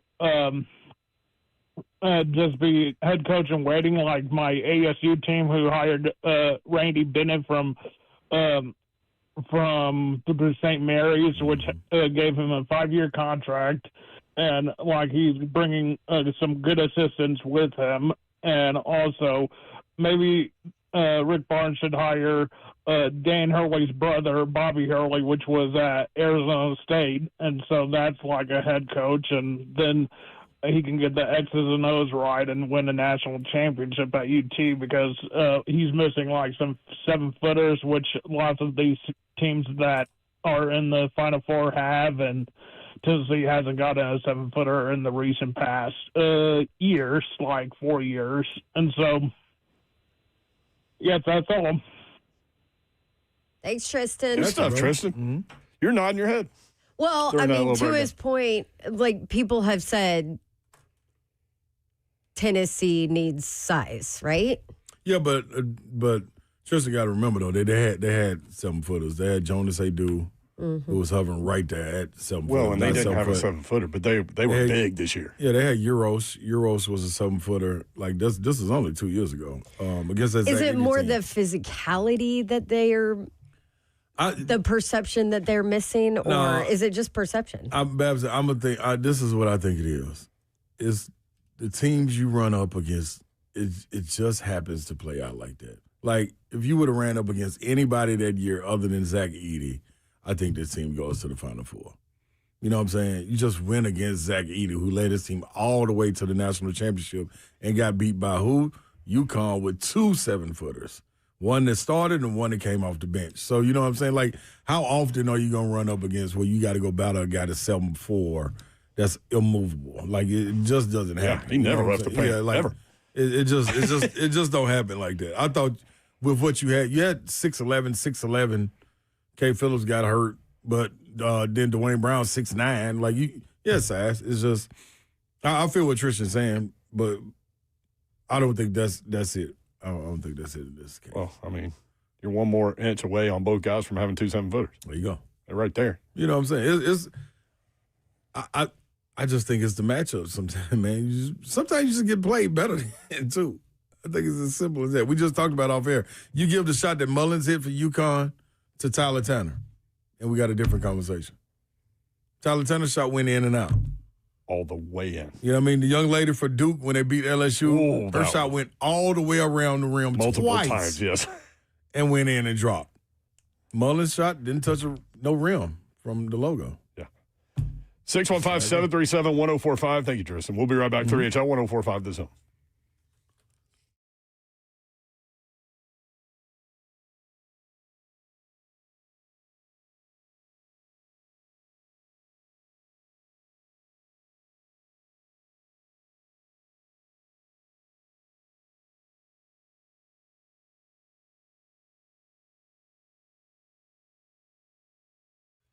Go up to Dodge Chrysler Jeep Ram. That's where you need to go to get that next new vehicle, whether you're looking for a car, truck, SUV, Jeep, Sprinter van. They've got you covered. Just let Daniel Gupton and his crew know what you're looking for, what you need. Maybe you need a better payment, less of a payment. Maybe you need better gas mileage.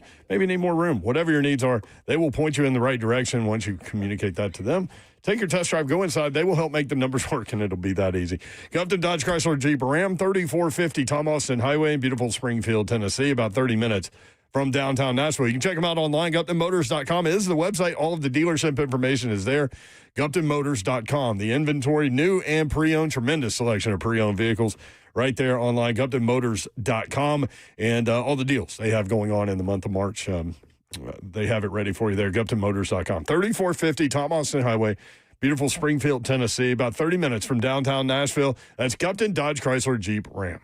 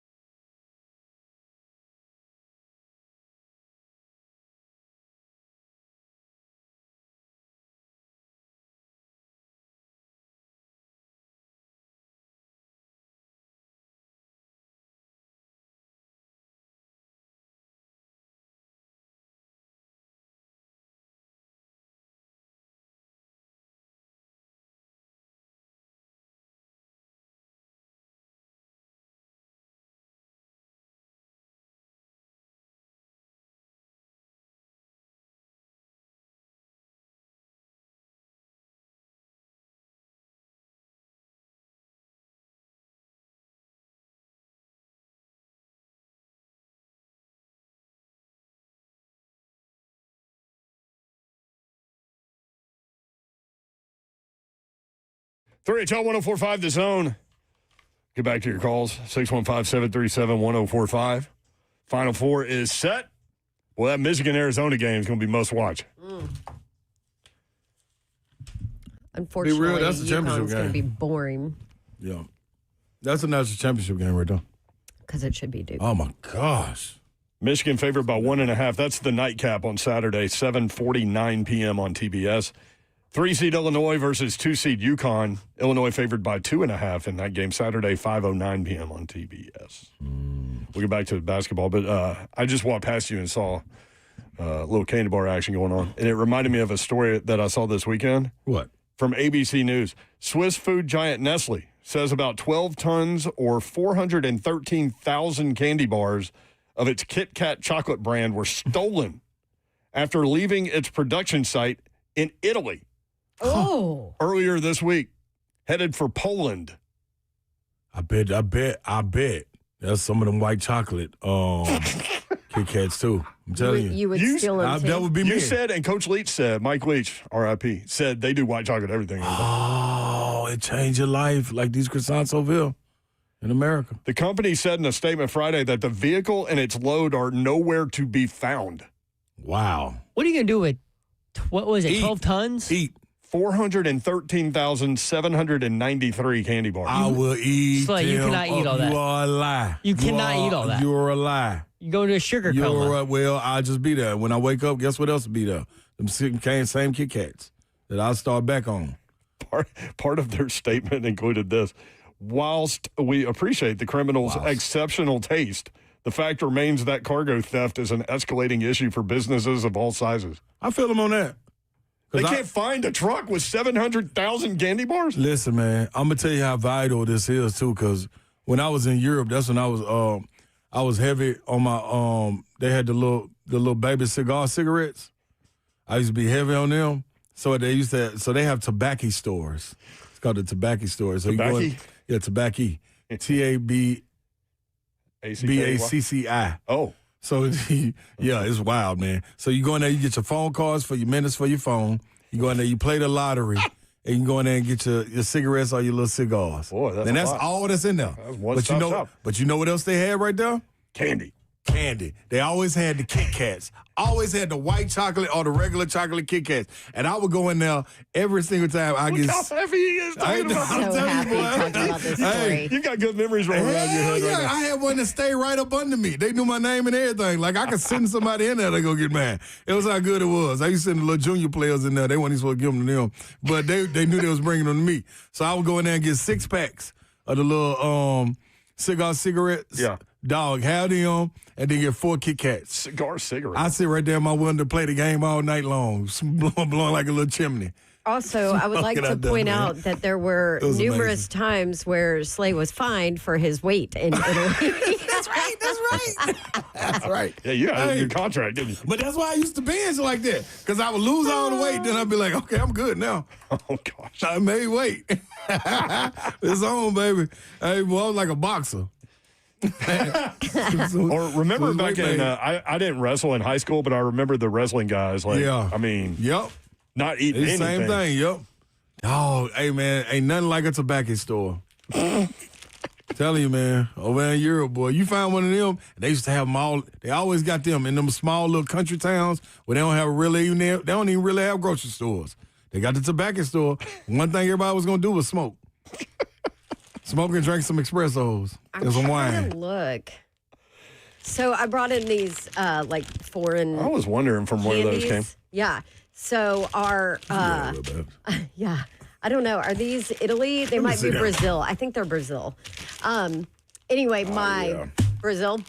Yeah, I ain't really rock with these right here. Oh, okay. So They're gummy though, and Mike Leach loves gummy. So I was a gummy guy. R.I.P. My sister-in-law and my husband's brother, for Christmas, they gave us like this basically foreign thing. You get a kit every month from a different country, and then it has like the chips, the candies, the whatever, the biscuits, and all of Brazil. that. Are these Brazil? Okay, I couldn't remember. We just got Italy. I just need to bring the whole Italy box Yeah, bring me in to Italy. Yeah, let's go back down. Let Slade go through it. I knew this story would get y'all going, but you're going in a different way than I went. I know, sorry. No, how does now we're talking about good candy. No, but how does a truck with 700,000 candy bars just disappear? Yeah, that's They wild. have no idea where it is.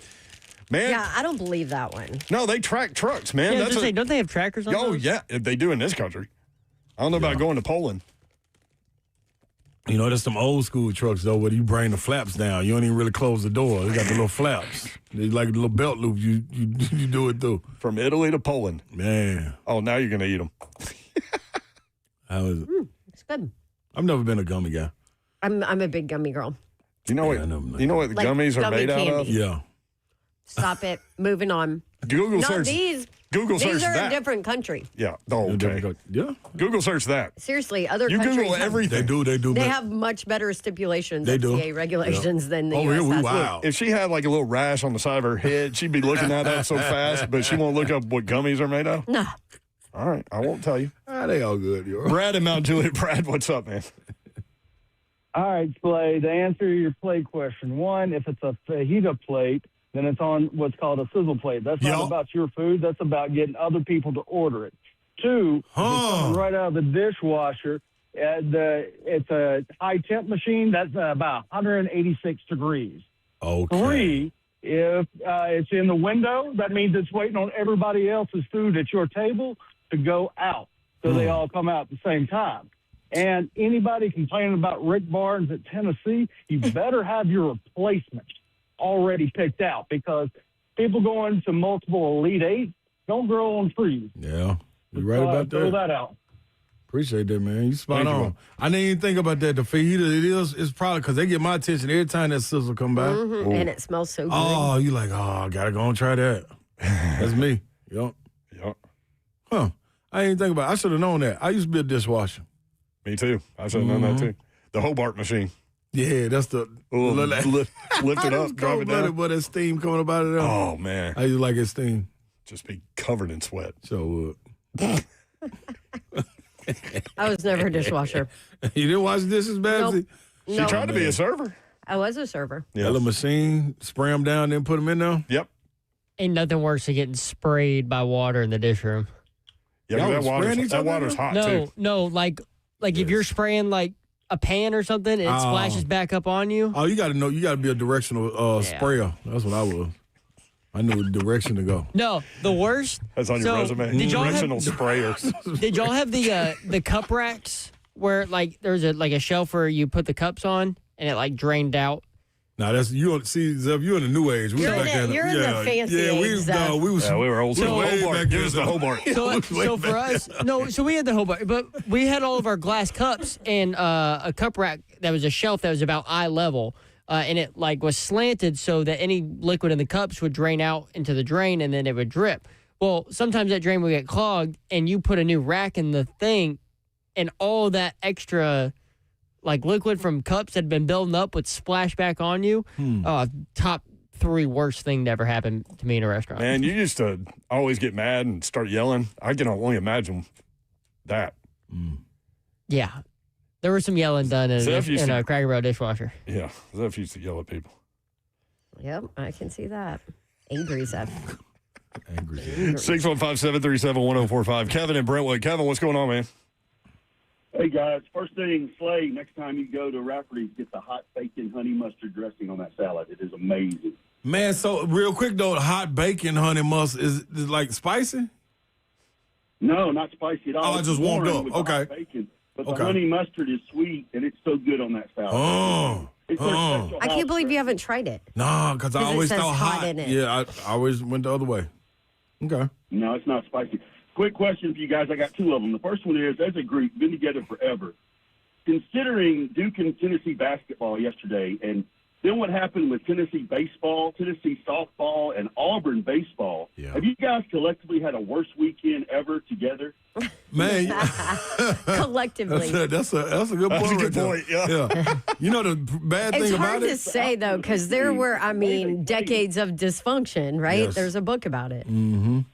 I think this is a – go ahead. No, I was just gonna say, I honestly, I haven't even paid any attention to baseball, so I wouldn't even without my group text of somebody saying that Tennessee lost, I had no concern. Just no former players It's are a basketball defending them zone. on Twitter to fans. That's how bad it is right now. So, guys, is this not a perfect year to reseed the Final Four? Don't we deserve to see Michigan, Arizona on Monday night instead of Saturday night?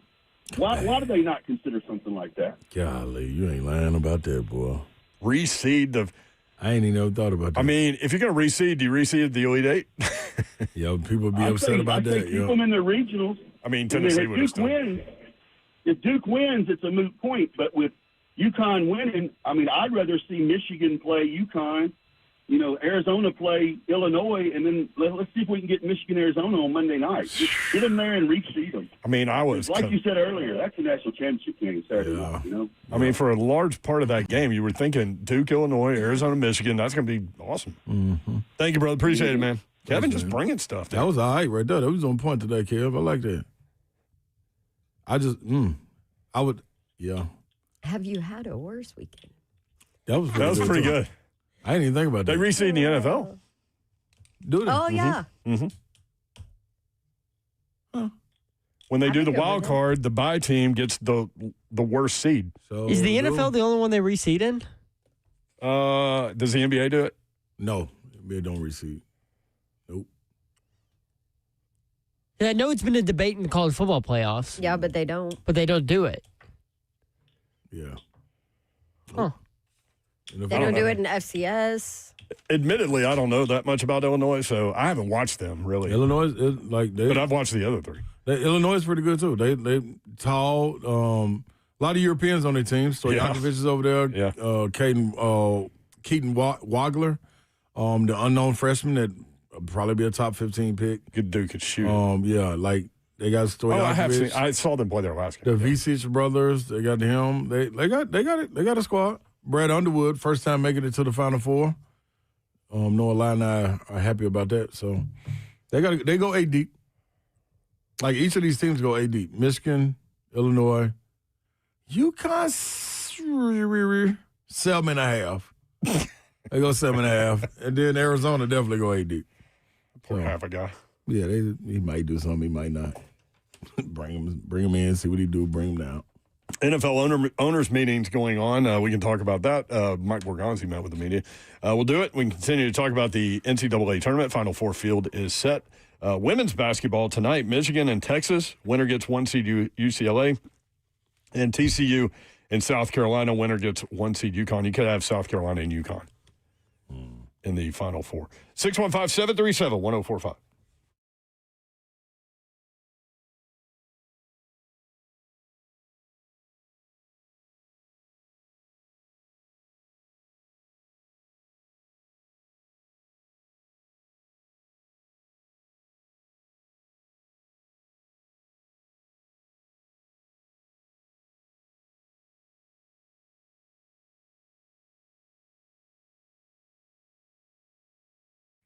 Savage, I don't know what you're talking about.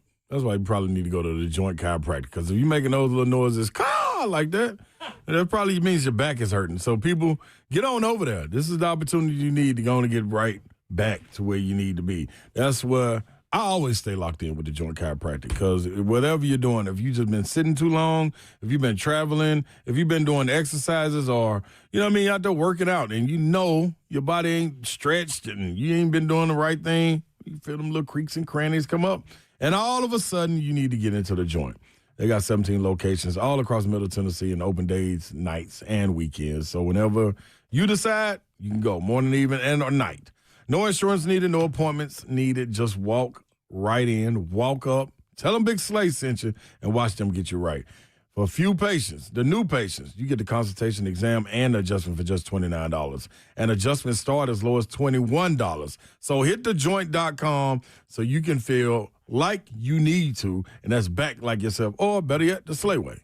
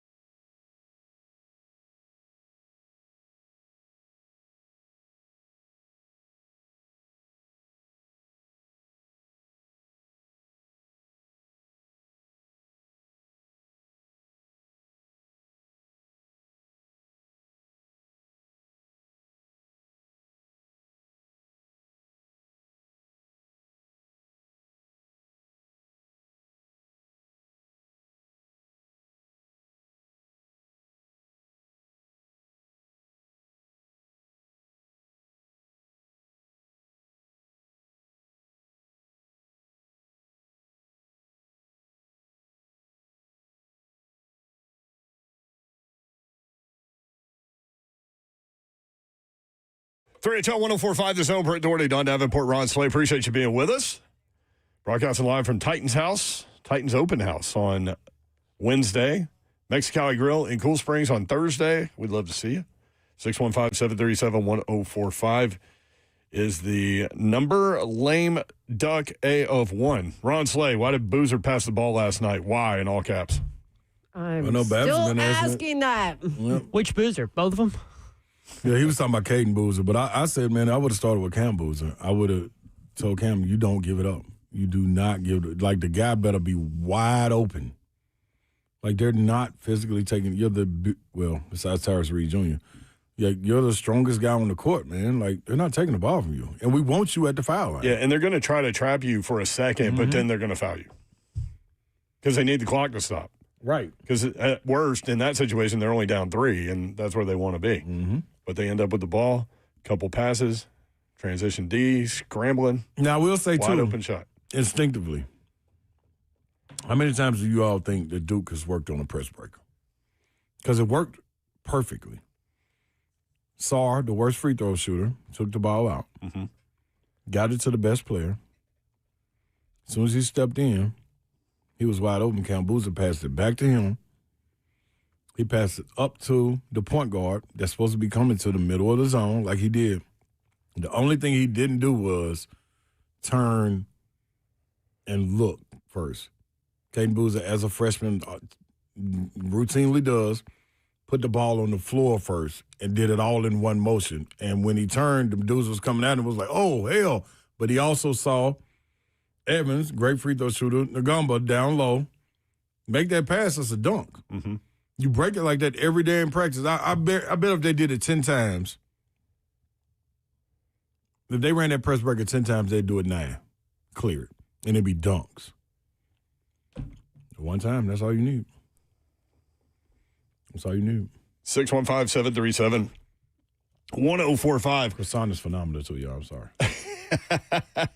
We were talking about a Kit Kat truck that got stolen going from Italy to Poland with more than 700,000 Kit Kats on it. They can't find it. They have no idea where it was. At least when I saw the story last, which was a couple days ago. So maybe they did find it. Dustin in Chapel Hill. Dustin, what's up?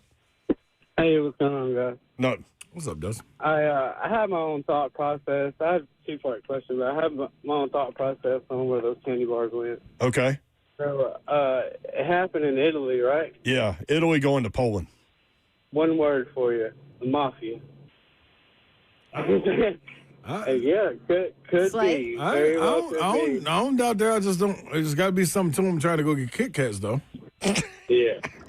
And other thing is, over the weekend, did you guys see the Florida State baseball game where that boy he had the Jordan Travis injury where he went to slide into second base? Yeah, how ironic is it that it happened to a Florida State player just like Jordan Travis? I think it's, as much as baseball as I've watched over the years, I don't remember or recall ever seeing that type of injury, which I think could happen more often. So I just want to know you guys' thoughts on that. Thank you. I didn't know Appreciate that. it. I didn't either. I haven't peeped college baseball yet, really. There was a game early in the year. I forgot who it was when the guy hit a home run. He was rounding first base, coming around first base. And you know how everybody comes around first base and they may do a little hop or something like that after they touch the base? He did that, and when he came down and landed, it snapped. Oh. Just nothing high off the ground or nothing like, just free. Just a regular, like, yeah. Just a little hop. And, man, it snapped on like, ooh. So if you guys don't know what he's talking about Miles Bailey, who is Florida State's first baseman. One of the best players in the country right now. 13 home runs, batting almost 400 or 363, so which is really good in college baseball through 26 games. Slid into second on, I think it was a ground ball, trying to beat out a double play, and his ankle snapped. And like it showed, you could see it on TV because it showed him just sitting there, and it was bad. Now the guy that tore his ACL on the home run trot, he has to touch home plate. Did they like carry him over there? I don't know. He has to touch second. He has to touch third. He has to touch home plate. I don't know how that happened. I'm going to look it up. Look that up, Zeph Dog. Yeah, because I don't want to look at the injuries, though. Zeph doesn't care. No, neither does Babs. I watch them on repeat. I'm sick. Yes, you are. What we talked about the other day, the Louisville guy, Kevin Ware? Mm-hmm. Yep. And the picture of Tracy Wolfson's face when she saw it right in We front of asked her about that once when she was on with us. Yeah. And she was like, I've never seen anything like it. She did the Duke UConn game and had to interview John Shire after that. So, I couldn't hear her, but I could see her doing it. Yeah. And I was like, oh, man. That's a tough one. I feel like she's the best of the best. She is incredible. Yep. It was Seton Hall outfielder Justin Ford. Torres. That was talking about? Yeah, that he was talking about. How about you talking about Seton Hall baseball? Look at that. He was rounding first. A pinch runner came in and rounded the bases for him. Okay. I don't think the other team would have any problem with it. I just know. Baseball and rules, man. I would have a problem. They're sticklers. No, it's him. Tell him He's got to do it. Yeah, He get got up. to touch second, touch third, Show me. and touch home. I'll take it off the board. Ain't it a timer on it too? I was like, nah. It would be like, dude, get him out of here.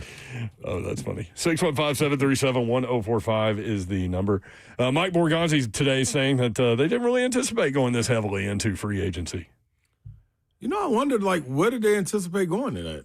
Because they had to go heavy somewhere. I don't know. It just kind of fell. And he was talking about the relationships they had and okay. And stuff like that. But Yeah, he said he didn't expect to have so many like connections to their coaching staff. It just kind of worked out that way. Oh, I thought he was saying like to form this team. I was like, where you not? Well, he did also say that. Oh, really? Yeah, about like they didn't go into it thinking, oh, we're just going to drop $1 billion in free agency. Here's watching the same team that we watch. Here's the tweet from. I'm saying like there's a lot of spots that need filling. This is the tweet from Buck Rising, who is down there at the owner meetings. Titans GM Mike Borgonzi said they didn't inherently go into this free agency with the intent to add so many players with previous connections to the coaching staff, but just ended up working that way. Okay. I'm glad you found that quote. He did talk about John Franklin Myers and said that definitely helped. He was at the top of our list, and we're fortunate we have coaches who were familiar with him. That was the case with a lot of the players that the team signed in free agency. There you go. It's almost like if you were to go to if some old boy went to the dentist and he had like 17 cavities, there's a lot of things that need to be filled. And you can't do it all in one visit. No. Well, and you know what? Exactly where the Titans were coming in. 17 cavities in their head. Mm-hmm. You can't do it in one visit. Oh, and some of them might take like 3. Like we're talking crowns. Yeah, we're talking off seasons. I just got dental work done. Is there anything worse than your mouth being numb for like 3 hours after you're done? It's the worst. And you can't feel your lip, and then you try to drink water and it like dribbles out. It's stupid. It's stupid. It all starts well with the nitrous. Ugh. I don't ever do that. You guys know I have a control problem. Like I have to be in control. So I never do. You don't want to be in control of that situation. So you do the needle. You do the needle in the Don't gum. wake me up when you're done. Well, I'm going to listen to Dave Matthews Band or something. The needle in the gum. I have. That's rough. I know it hurts. I know. Trust me. They've gotten a lot better at that, though. Yeah, the whole process has gotten a lot better A lot than it was better. when we were like kids. I mean, listen. Yes, exactly. And we show our age when we say this, but man. It still sucks, though. It was like the Civil War. You know, when they're like dental work back then. Yeah, like bite on this bullet and I'm gonna cut your leg off. You'll be fine. So one other thing Mike Borgonzi said while we're finishing up that. Yes. Talking about the draft. He said we're still in a position to take the best player available in this year's draft. Who do you guys think that they think that is at this point? Reportedly, they've said that it's Jeremiah Love. Yeah, but of course. I mean, if you want any hope at a trade partner to trade back and get more picks, you're going to say that. Oh, you want to come up and get Jeremiah? If you don't, we're going to take him. He's the best player in this draft. Yep. And he's still there at 4. Mm-hmm. Okay, we'll move back. This is what we want. Play the game. Would you take 2 first-round picks to move back? Yes. And give up one of those first? Not just yes. One of those 5? But hell yes. I didn't even say how far back. I don't care. I do want to know that part, though. But, I mean, I probably would do it, but I still want to know. But what if it's the last 2 in the first? Like if you're moving back to like 17 or something. But that's going to be a haul for somebody to go from 17 to 4. I mean, anytime you're past 10, it's a different level. Yeah. I mean, in some drafts, you're past 7, and it's a different level. Do you want to know the teams that have 2 first-rounders this year? There's like 6 of them, right? There are. The Jets hold pick 2 and number 16. Mm-hmm. The Browns have 6 and 24. Chiefs have 9 and 29. Wait, stop there. Doesn't it feel like the Browns always have like 7,000 first-round picks and their roster's still where it is? Yeah, because they're a disaster. Their defensive roster's good. It's the other side of the ball, the one that scores. Quarterback, man. The Cowboys have 12 and 20, and then 12 and 20. The Dolphins. Okay, 12 and 20. That's cool. Because there Cowboys are have mocks. some needs, though. 12 There and are 20 is mocks cool. that have the Cowboys trading up to get Jeremiah Love, and you know Couldn't you how see Jerry Jones do that? Jerry Jones loves a running back. Mm-hmm. He can't wait to have a running back. The Dolphins are the other one, but I'm trying to figure out what their 2 picks are because They have 7 picks in the first 3 rounds, the Dolphins. 615-737-1045. So if you could move back to 12, pick up pick number 20, and then you would get other things too. The Dolphins have 11 and 30. But I don't think they're trading up for Jeremiah Love. Not with Devon Achane back there. Also, they have more dead cap money than than like 3 countries' domestic product. It's true. Yeah. 3 entire countries. That makes sense. GDP. Is that what I'm looking for? I'm not an economist. This is going to shock y'all. Also, there's NFL player comment. Yep. Who was that? Roger Goodell. Some guy that It sounded like Goodell. Yeah. No, it did sound like him. It did. That was some guy who got a new dog and put it on Instagram and said whichever NFL player comments and then gets the most likes on their comment, I'll name my dog after him. Good Lord. And Cam Scattaboo was all over that. Oh, that's funny. Scattaboo is a great name, though. Also, it was like a little golden retriever, which those dogs are crazy as puppies. Yes. Scattaboo? I mean, is that not a perfect golden retriever name? Scattered brain. Okay, I have the exact quote from Bergonzi about that best player available. Okay. I just saw it from Jim Wyatt. Okay. It depends on your roster construction, too, but where we are at, we are taking the best player available. We are taking the best football player in the draft. Okay. Well, yeah. Any general manager would say that. So that is the exact quote. Okay. 615-737-1045. More 3HL when we come back. If you want in, jump in. Lines are open. 615-737-1045.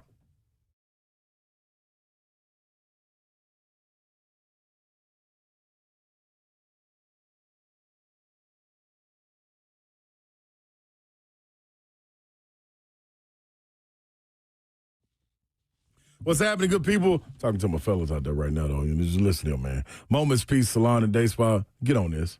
Why? Because you want to make people feel special, don't you? This is real simple for you. Perfect gift. All you got to do is slide over to Moments Peace. Get it popping with a massage, manicure, sunless tanning, waxing, spa parties. Just send your loved one on in there and say, hey, you know what? I'm going to give them the card. And if you don't even want to go that far, let them go pick it out. They'll wrap it up, get it to you. It's real simple to do. They got a concierge, or I should say concierge, for you to be able to dive into. They're beautifully wrapped for a stunning presentation, and even pair with other gifts like robes, candles, and all sorts of fun finds from the Gift Boutique, a Moments Peace Salon and Day Spa right there for you. All you got to do is go to a momentspeace.com. Check them out. Gift cards are available 24/7 instantly on their website, and it doesn't get any more easier than that. Just go to a momentspeace.com.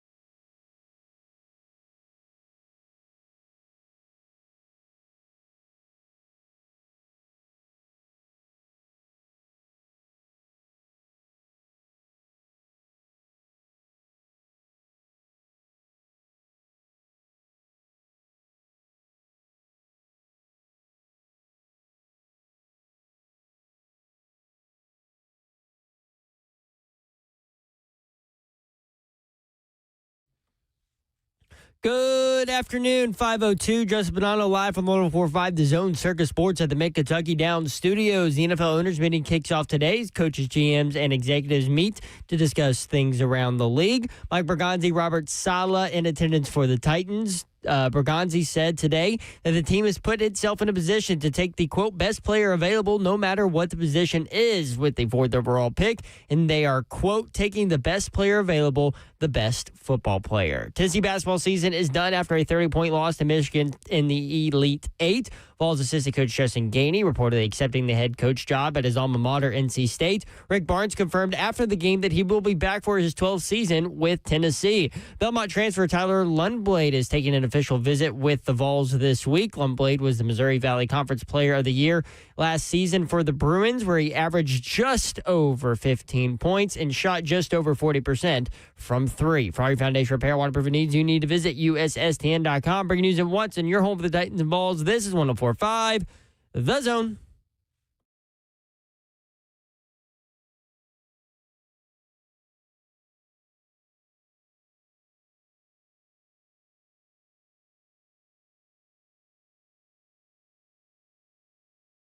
HL 104.5 The Zone. Brent Doherty with you on a beautiful evening in the Music City. Hope you had a great weekend. Hope you had a great Monday. Final Four coming up next Saturday. We were hoping to have Slay and his shenanigans here today, but Tennessee shout out dropped the game to Michigan by a lot. Shout out to the volunteer fans, though. Got rocked. The 3HL listeners, you know what they were telling me? What were they telling you? I guess Jordan's statue had to wait till next year, Slay. I said, you know what? So, I thought it was Peyton Manning's statue. No, that was for Indy. Oh. I had to get out of Chicago first. So I was going to be on Jordan's statue. Would y'all have stayed a little bit longer had they won? What?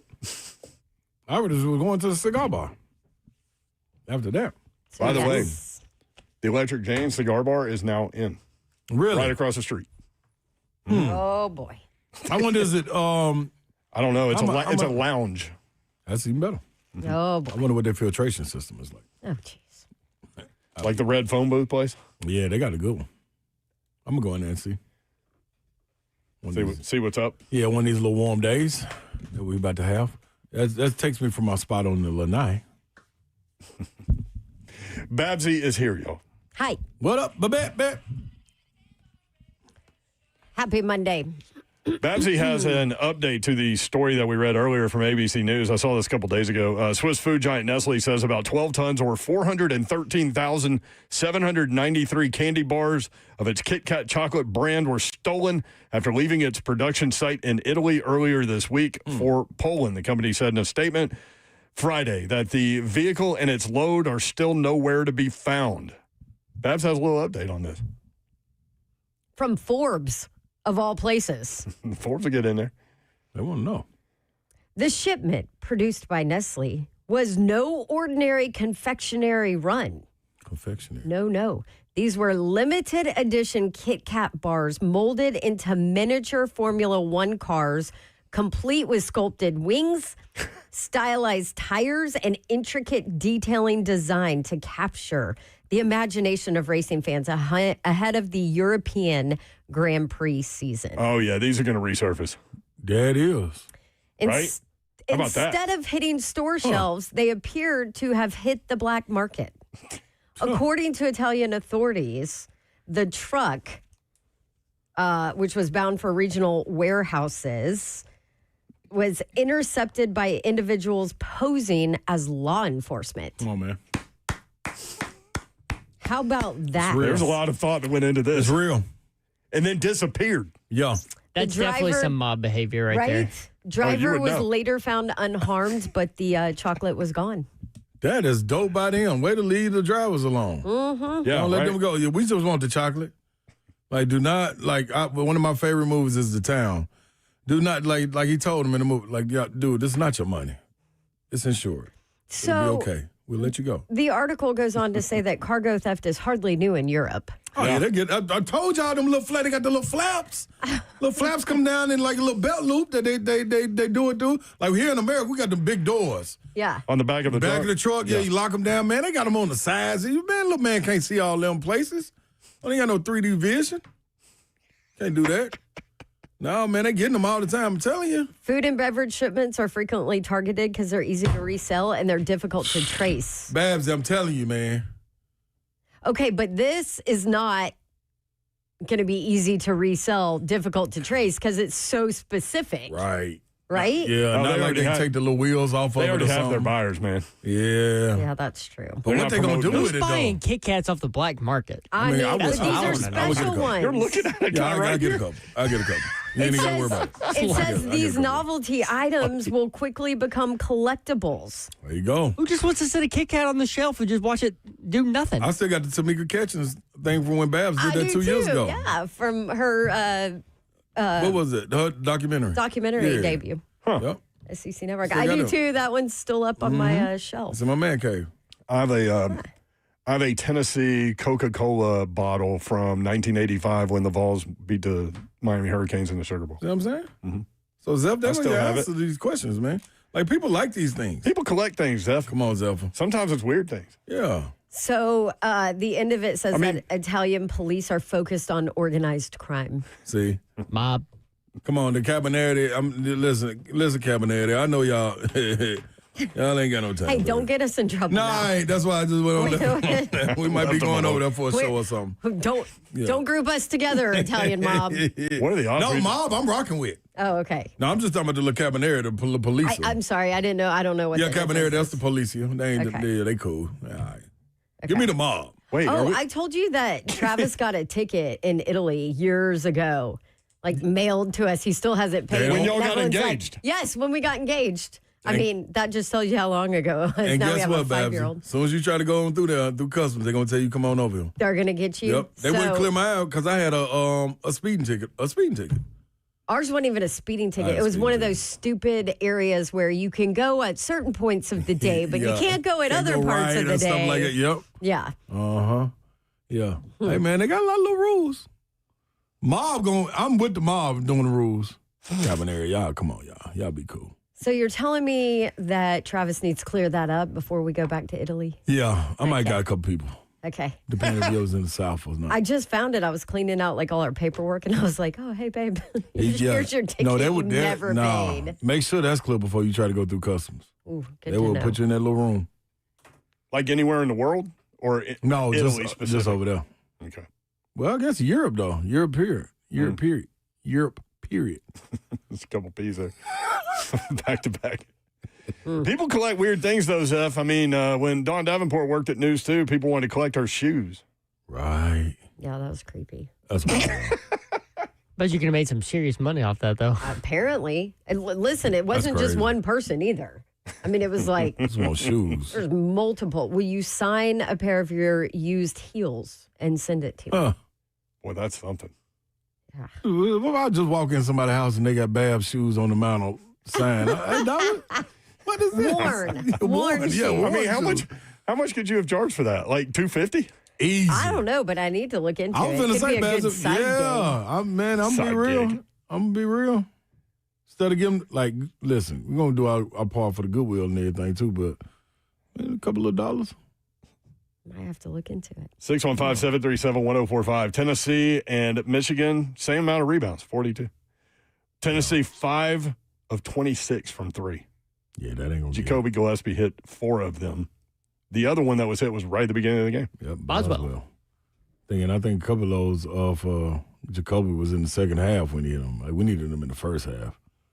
Then the other thing, Gregory, I don't know his last name, the other official. The black official, the ball head official. I've never seen Rick Barnes get shunned away. He shoot him. Shoot him right on the way. Like, What was the play? This was after the goaltending call. Oh, That one, and then it was a foul. that was right in the middle of all that. I think it was a foul on Power. It might have been his second or his third. And he wanted to talk to him, and he was like, I'm not hearing it. But then he tried to clean it up in the second half and started making them foul calls. Gregory Nixon. Gregory Nixon. Got to be on the lookout.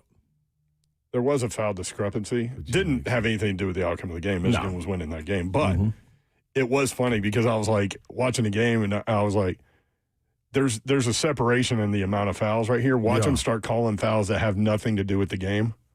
So the total ends up closer. Yep. Mm-hmm. And they sure as hell did. Yep. It was just mucking Officials up do think about that. They do. It was just mucking up the pace of the game to start off. Like, it wasn't like one-sided or anything. It was just Michigan's good, man. they would let some go, and then they would call others, and it's like, you just called that, but now you're not calling it. Like, what are we doing here? I'm like all these people that think, man, it'd be something if we didn't have Michigan, Arizona on Saturday. They got an X factor. The Axel is an X factor. 27. 27.7 rebounds, 4 assists, 2 blocks, 1 steal, 1 foul. That's a lot of production for just one foul. 615-737-1045. Andrew in Nolensville. Andrew, what's up? Okay, so question for the all-knowing legal advice Slay. We also have an Italy ticket for going through one of those restricted zones. Yes, Yeah. that's what we have. So we've been told, not necessarily legal advice, but we've been told by people that had friends that did the same thing, don't pay them because they just go away like you're fine. And people have gone back to Italy and not had issues. Did they get somebody that you know? Yeah, I've never experienced that if I'm over there. If I'm over there, as far as like I was over there like 9 months out of the year, then come over here for a couple. But if I was over there, they wouldn't trip. But so I left Italy and went to France, then went to Bulgaria and came back. Like about 5 or 6 months in between, it was like, hey, man, you got to clear this up before you come back. You know what I'm saying? Because they take your passport and running and all that. So, yeah, if you going back, man, I wouldn't. They picky about it, man. They choose that they want. They got Phil. Well, darn. They got one of my partners. They got one of my partners for that. He had a ticket. They made him clean it up. And I had one they made clean up. And But were we're yours pretty much in good speeding standing. tickets? Mine was speeding tickets. Okay. Well, I only had one. It was only a speeding ticket. I know, but His was at a toll booth. Oh. So, man, that I seamless don't know. Sunday It's just not my popped in wife's my name, so maybe I'll just leave her in the airport. Hey, mine's in my husband's name. There we go. Just roll There you go. Yeah, y'all Now cool. we're good to We're go. set. Yeah, we'll be back. Maybe I'll just leave her in the Y'all airport. said y'all look so. Hey, are you going back to Italy soon? We're thinking about it in July or August. Okay. Let me know how it goes. I'll let you know. Okay. I'll call back. Thanks, Andrew. Thank you, Andrew. Thanks, guys. Have a good one. If you can't Leave go anybody like, in the airport, man. Yeah, you go like April, May, springtime. Oh. Beaches. He's be like, packed whatever. or It's in something. my wife's name. Yeah, that's cool. She's good. She all right. She'll be there. She's not listening. She'll probably be there when I get back. Like, babe, you ready to go? Oh. I'm done. She's been like, what was that movie, Tom Hanks, that got stuck in the airport? Yeah. He's living in the I airport. love that movie. That was a good movie. You love Catch Me If You Can. Love that, without question. And Gator Mike's friends with that guy. Mm-hmm. Frank Abagnale. Abagnale, yeah. Chris Lowe was headed to Chicago. He didn't quite make it there. We'll ask him what happened next. 3HL. All right. Okay, so.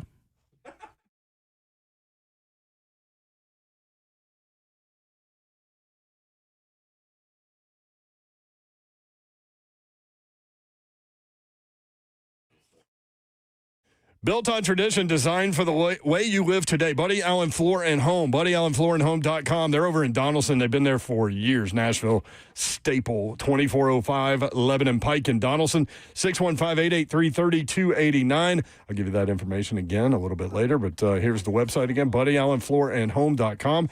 Now through April 20th with approved credit. Get 0 interest for 18 months and up to $1,000 off. Buddy Allen doesn't just sell carpet. They make floor covering, kitchen, and bath projects simple. From imagination to installation.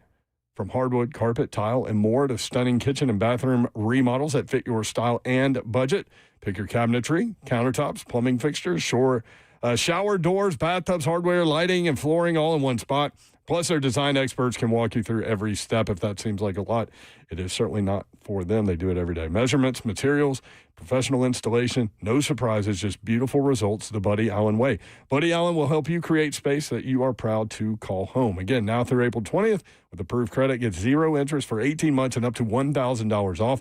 2405 Lebanon Pike in Donaldson. That is where the beautiful state-of-the-art showroom is. 615-883-3289. Buddy Allen Floor and Home.com.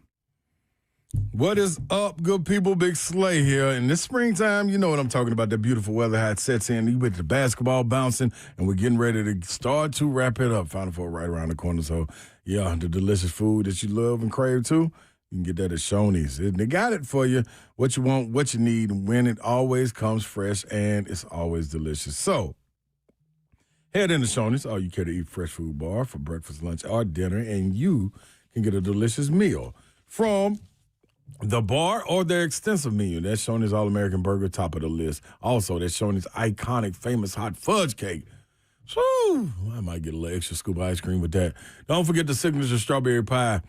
And if you don't feel like cooking at home, you can let Shoney's do it because everything on the menu can be ordered online or from your favorite delivery app. They call it Southern hospitality with a twist down these parts, people. Family meals to go that can feed 4, 6, 8, or 12, enough for your next family to get together, or better yet, that college basketball watch party coming up. Got 4 locations, Middle Tennessee area that you can count on it, Clarksville, Dixon, Lebanon, and on Donaldson Pike, right in Nashville. It's Shoney's. Let's eat.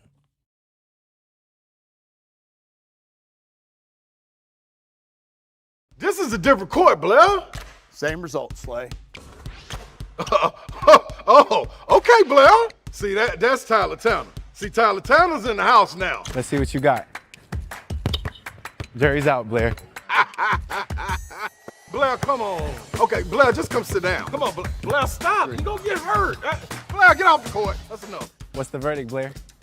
The courtroom is where I play ball. Boy, Durham, injury law. And that ain't got no roof.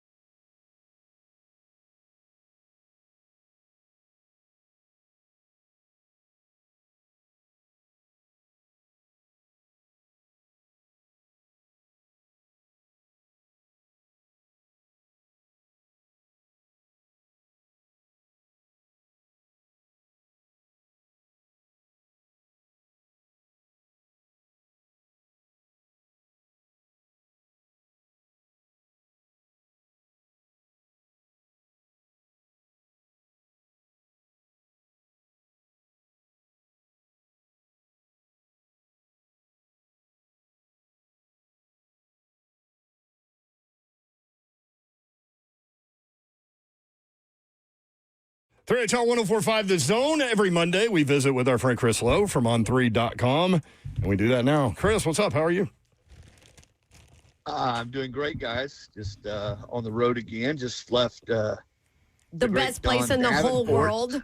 Alma mater. I mean, there's pictures of her everywhere, all over campus. And there was a street sign going up, actually, Don Davenport Boulevard. That's right. That's right. I mean, she's the most famous 34 to ever go through there.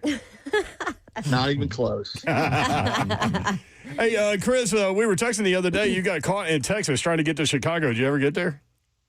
Did not make it.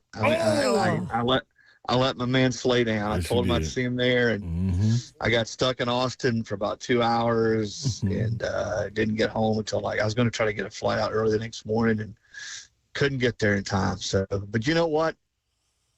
Sometimes the man upstairs knows what he's doing, because I don't think I could have sat through this. Man, no, you would have liked that one. That was the one to miss. Would you rather lose like that or lose the way that Duke lost? You know, I had that same conversation with a coach, and I think you get over it quicker. I mean, it's like you played. I think you get over one quicker, like Tennessee lost. When you lose the way Duke did, man, that thing sticks forever. Oh, and they'll show it every year. That's the Leitner shot. I mean, yeah.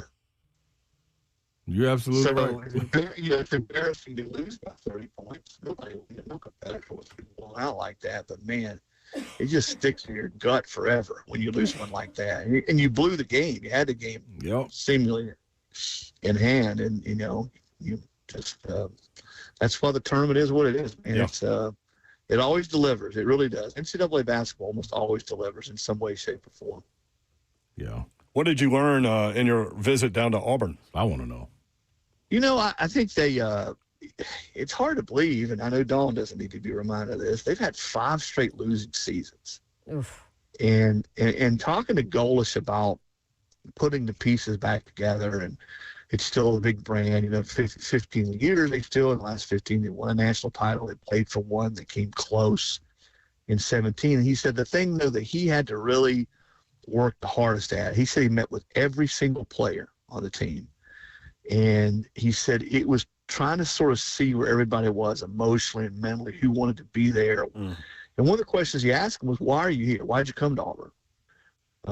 And he said, he got every answer from, they took care of my mom and my grandmom, or I grew up a War Eagle fan. And he said, he could tell pretty quickly who wanted to be there and who didn't. And he said that's the thing now. He feels like he was able to weed out the ones who didn't, add to it. And I really like the quarterback. I met with him today for about 30 minutes. He is an impressive kid. He's sharp. He looks, he's a solid 235, 6'3".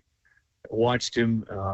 He looks almost exactly from a build standpoint as a Lenore Sellers. And I think he's a better runner. I think he's a better pure runner. I think he's like the 16th person in college football history to throw for 3,000 and run for 1,000 in one season. And I think the thing that all the players I talked to and Golish said about him was that he came in within 3 months. He's made it his football team. And he's a leader, and I think he's elevated the guys around him. And he, and again, I don't need to remind Don of this. Their quarterback play's been crappy now for that's why they've been bad. And last year they had elite wide receivers. Right. And so I think if he can play near the level, now he's going to be stepping up in competition. But he's, you talk to people who know a whole lot more about it than I do. He's a really talented kid, who can beat you a couple of different ways. So if they get anywhere close to the way he played at South Florida, I think they got a chance to be one of the more improved teams in the league. I'm not picking to go to the playoff, but defensively, you get DJ Durkin to stay as your coordinator. I think they got a chance in the secondary, and they brought in some key pieces on defense to be really good. Defense wasn't the problem there.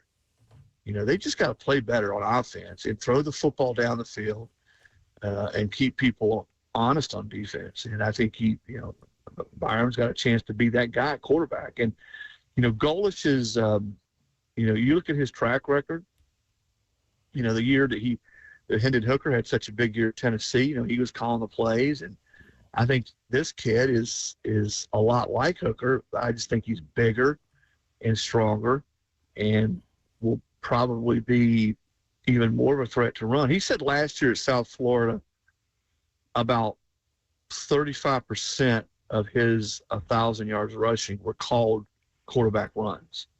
And so not everything was just off script where he was scrambling. He does a lot of that. But he said that, if he can be a little bit more consistent throwing from the pocket, and this is Golis and Byron both saying this, that he's got a chance to be one of the better quarterbacks in the league. And there's a lot of good quarterbacks returning. Babs is loving this. I know. I'm like, just give me that ounce of hope. I just need a little bit of hope. And here's the thing that Auburn and everybody, Babs, you, and every SEC fan better rub their face and take a deep breath and understand this. They're playing 9 games next year in the league. Okay? Yeah. They're playing 8 anymore. So they're gonna be a lot of 3 and 4 loss teams in the league next year that are pretty good football teams. And there are going to be a lot of fan bases of those 4 loss teams and those 3 loss teams who are going to be, squalling. But it's just that's going to be life in the SEC now with the 9-game league schedule. And I think here's the thing that coaches are really peeved about. I was with Sarkisian last Friday in Austin, and I wrote about it today. In fact, there's a big article up on 3. They all thought they were going to 16 teams in the playoffs. All the coaches did. Yeah. Well, guess what? They didn't. And now you're still at 12, and you're playing 9 league games. If you're Texas, and listen, he's not crying over spilled milk. It is what it is. You got to play your schedule, but they also got to play Ohio State. So I think Texas has a chance to be as good as they've been under him. They went to the playoff 2 years ago. They were a game away from getting there last year, and they went to the semifinals 2 years ago. I think and he agrees, that this is probably his deepest and most talented team across the board. But that doesn't mean they're not going to lose 2 games because of the schedule. Yeah, we talked about his quotes attributed to on3.com earlier in the show, and boy, he's going out there. I would say probably for the first time, I feel like we have top-level talent across the board, position by position on both sides of the ball. We don't do anything in our NIL contracts that are incentive-based, so we're done talking about money. Everybody's deals are done. It's about being a team and becoming the best team we can be.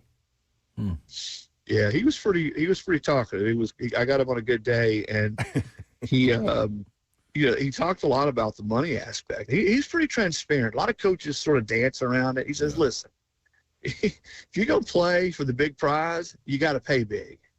I mean, he said, yeah, we're paying big. They're right up there at the top, but they're not the only ones. I love his quote about the Dodgers, though. He says, we're not the Dodgers. There is no Los Angeles Dodgers, in college football, where it's the discrepancies like, what is it?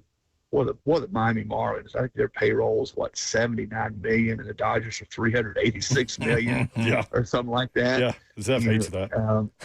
And he said, listen, and you just that's the game. He said, if you're going to get in the game, you better play that game. And certainly Texas has got the cash, and A&M, and a lot of the schools do. But Vandy's not paying chicken scratch right now for players. Okay, I can promise you that. Indiana, probably the biggest misconception about them last year is they were bargain basement. And I don't know, they paid a lot of money. Now, they spent wisely. And they got the quarterback who ended up being the best player in the country and the top quarterback in the country. But they spent well over $20 million on that roster. So that's just where we are. And the whole idea that, well, you're not going to be able to supplement the rev share, which most football teams are spending about 14 or 15 million of their 20.5 on football. Yeah, that's a lot. I wonder if the Kit Kat people got a hold of Chris Lowe. Kit Kat burglars. Kit Kat burglars. We'll try to get Chris. He's down there on the plains or something. Yeah, it's a little wild down there when you're coming up out of there. Do you know what I would ask, man? I can't wait to ask CeeLo how many, because, he talks got a good ear for what the fan base is trying to say, and complaints as well, but also coaches. Do you think they'll be able to switch the minds of fans to understanding now, since you're playing that many conference games, that 9-3 is a pretty good season in the SEC now? Oh, yeah, I think so. Yeah, but you're in the SEC. It's not a good season unless you win the whole damn thing. No, I totally understand that, but are they in position to win it? Because Big Ten moved past them the last couple of years. Okay. Last few years. So does the SEC jump back in with a natty this year? I don't know. Going to 9 conference games? That's quite a bit. 9 conference games. Like you had 1, 2, 3, 4 with 7-1 records. Now you finished 7-2. Chris, would 9-3 be a great season in the SEC this year with the 9 conference games? Well, yeah. I mean, if you look at a lot of those schedules, absolutely. It's again, a school like Texas who's going to play Ohio State. Oklahoma's going to play Michigan again. So yeah, I don't think there's any question that that there's going to be some really good teams. Is it a great season? I don't know if it's a great season, but there's going to be some teams that lose 3 games that could do some damage in the playoff if they get in, just because of, who they play. But I looked over the schedules last week to sort of see if I found what I thought was an easy schedule. There's not. And listen, Indiana's not going to play a team in the Power 4 non-conference again this year. That doesn't diminish what they did last year. I think they're going to have a hard time maintaining what they did, but I still think they're going to be a really good football team because Cignetti's proven that they know how to evaluate. He knows how to coach. Got a good staff, and they get it out of their players. And I still think coaching matters. I was kidding with Sark when I walked into his office. The first thing he said was, "Yeah, we just buy all the best players. That's what we do." He just was sort of being facetious. And I said, "Sark, if Coach Fulmer used to always say this, it ain't about the X's and O's. It's about the Jimmies and Joes." And that's probably more true than it's ever been now. And you better have a quarterback. That's the thing. You look around. If you'll ask me, who do you like? I always look around and try to find guys now who've played, even if they haven't been at the same school and transferred, but have played, have been on big stages, and are guys that have a chance to be NFL quarterbacks. And if you look in the league, in the SEC, certainly Texas would fit that mold. Marcel Reed at Texas A&M. I think Byron at Auburn would be one of those guys. And I think it's, Sellers, but I don't think guys like Sellers have a supporting cast that a guy like Arch Manning does. And Arch, it's hard for me to believe this is going to be his 4th year on campus at Texas, 4th season. It just seems like yesterday he was arriving on campus amid all that hoopla and hype. And I would expect he has a big year this year. He played pretty good the last half of the season. And one of the things that Sark said, and I included in my article, he says, 99% of the kids would have melted down after what he endured, the first month of the season. I mean, you remember the New York Times article that called him the biggest bust in college football history? Insane. And you go look at his numbers after that. I mean, he led them to 7 wins, 3 over top 10 teams, threw for 3,100 yards, 26 touchdowns. I think he accounted for 10 more rushing. He was pretty good the last part of the season. Now, they got crushed by Georgia. But I think with Cam Coleman, and I know you hate that, added to the roster, and some of the other players, they spent, big money in the portal to bring in 2 tackles on the offensive line. They're my pick early. Now, it may change once we get into early or late August. They're my pick to win the national title. I think Texas has all the pieces in place to win it. And I understand they started number 1 in the country last year, didn't even make the playoff. But I do like having been there and sort of see what they have in their roster. I think they got a chance to be as good as they've been under Sark since he got there. So we mentioned the 9 SEC games, and that 9-3 would be a good record in the SEC. Will that get you into the college football playoff? That's the other big question when you talk about adding conference games too. Yeah, that is the question, Dawn, and that's what every coach in that league's asking right now. Hey, if we're going to play a ninth game, we're going to play at Oklahoma, we're going to play at Ohio State. You know, Tennessee goes to Georgia Tech and plays at Georgia Tech. That ain't going to be an easy game. Yeah. If we lose 3 games, but we still got quality wins, and somebody in the Big Ten goes 10-2 and doesn't beat anybody outside the conference, are we going to get the benefit of the doubt? We're going to find out. We've had 2 years of a 12-team format. This will be the 3rd. And I think after 3, we sort of have a pretty good feel of what's important, what's not. You know, Sark brought up a good point. He says, you know, what are they all looking at? Are they looking at the trajectory of the season? You know, if you're playing the last 8 games and you're playing really good football, like Notre Dame last year. Notre Dame, I know their schedule wasn't the greatest, but they were playing as good as, you know, as well as anybody. They didn't get in.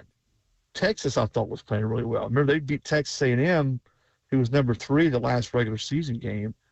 So are you going to get rewarded for playing that kind of schedule? I don't think anybody really knows for sure right now. But that I think ultimately, Don, is why you're going to see the playoff expand. And here's what it sort of boils down to right now. The SEC would like to go to 16. The Big Ten has proposed 24. Well, the SEC wants no part of 24, but the Big Ten wants no part of 16. So that's why they're at 12. I think ultimately there'll be a compromise. I think it goes to 16 for a couple of years with language in the agreement that they will eventually work toward 24. I don't know how far off that is, but I think that's ultimately where we're going to have to get to, because those 2 leagues have to agree, because they've got all the power, you know, if the playoffs are going to expand. And the last thing I'd add is this. If you look at it from the Big Ten's perspective, let's say you had 16 this past year, and this is why the Big Ten doesn't want 16. If we have 16 this past year, you're using the 25 season as a model. Who else gets in? Texas gets in, Vandy gets in, BYU gets in, and Notre Dame gets in. Well, who's not in that 4? Another Big Ten team. Yeah. So in that scenario, you've got 7 SEC teams, because 5 did get in, and only 3 Big Ten teams. That's why they don't want it. Interesting. When they talk about So at that point, they can't brag about being the best conference the last few years, except for they do win the prize. But yeah, well, they've won 3 in a row. Yeah. But none of those 3 champions played a Power 4 non-conference game. But they also played well on big stages. You know, I mean, Michigan beat Alabama in the Rose Bowl. Ohio State beat Texas in the semifinal. Indiana boat raced Alabama last year. So when it counts, they're winning, and it ultimately gets down to what you did on the field, even though the pathway to get there may look different and be different. I ain't gonna play all the way into March. That's all right. Yeah, I don't know how that's that's the thing. That's a long. That's what keep it going. Hey, good God! You got to start week 0. You only have one bye. Yeah. The thing I like the most about that proposal, the 24, is that you have 2 whole rounds of playoff games on campus sites. So the first 2 rounds would all be played on campus sites, which means Auburn's going to make it by the time we get to that point, and Babs is going to take us all to Mama Goldberg's and buy dinner. Yep. Yes. Sound like a winner to me. That's a heck yeah. Mark it down, put it in the calendar. Let's do it. Come on, Golish. Dude, I did look at Indiana's schedule real quick, CeeLo. 4 away games in the non-conference versus North Texas, Howard, and Western Kentucky. Yeah, they don't play anybody, but they did last year. That's this year? And just this year. The home games against Ohio State, they got to go on the road to Michigan. At USC at home. But, I mean. Yeah, their schedule's harder. Their schedule, though, is harder than it was last year. Wow. Because remember, they did not play Ohio State in the regular season. And they did win at Oregon. And yeah, they did. I was at that game. That was a hell of a performance by them to go out there and win. And I think that's one of the more fascinating stories this year is, can they play close to the level that they did last year? Right. And I'm not doubting that they won't, or that they will, because I mean, I think Cignetti's proven that his model and the way they do things, and I can't emphasize enough the way that personnel department, Matt Wilson heads it up. Matt was at Tennessee for a while. Man, they did miss. I mean, a lot of teams now, you bring in guys and there's a lot of dead money sitting on the bench, paying guys $5 and $6 and $700,000 or $1 million, and they can't scratch. Indiana didn't miss. They had every one of those guys they brought in. Yeah. ChrisLoweon3.com every Monday. Thank you, Chris. Appreciate it. Okay, see you guys. WDE, Don Davenport. Boy, damn, CeeLo. Can't wait to see what you write about my Tigers. See you guys. See ya. Yeah, that stuff with Sark was pretty good. Yeah. And, the reason why I thought preseason last year that they would win the national title was more about their schedule than what I thought Arch might be, although I thought Arch would be immediately good. I did. Mm-hmm. I did not. You did not, and you stayed with it, and you were right. But he did hang in there. So do you think he gets it now? And is better now? Absolutely. Yeah. Yeah. Agreed. Yeah. Yeah, my whole argument was that he hadn't had that experience yet. That's He right. hadn't done it. Like, he played mop-up duty or lower-level opponents, There's always a transition from high school to college to Yep. And Vanderbilt pros. and Tennessee are about to see that. I've heard incredible things about Jerry Curtis. These schedules are crazy. The Big Ten schedule? Looking You at, have? looking I at can't wait to Texas schedule then compared to Indiana's schedule. Okay, hit us. They're non-conference. Can we do it after the break? Texas, this is gonna be quick though. Texas State and UTSA. Then they got Ohio State At home. non-conference at home. They got to go to Oh, it's Tennessee. going to be crazy. They got to go to LSU. They got to go to Texas A&M at the end of the season. Dang. Arkansas comes to them. Mississippi State, all right. Ole Miss comes to them.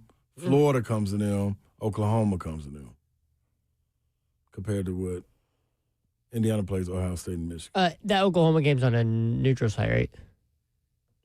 Yeah, that's right. Texas, Yep, uh-huh. Oklahoma, Red it's River always rivalry. the Red River. They used to call it Red the River shootout. shootout, but we're not allowed to say that. So Yeah, rivalry. Yeah, those man, there's got to be some. It's like I know you don't do weighted schedules, but No, but it's supposed gotta to be something. be strength of schedule is supposed to be it's supposed to matter. a significant. But if you win all your games, That's you gotta you're not going to hold somebody out that You wins can't. their You games, can't. even if it's crappy opponents. you can't. Mm-mm. You cannot.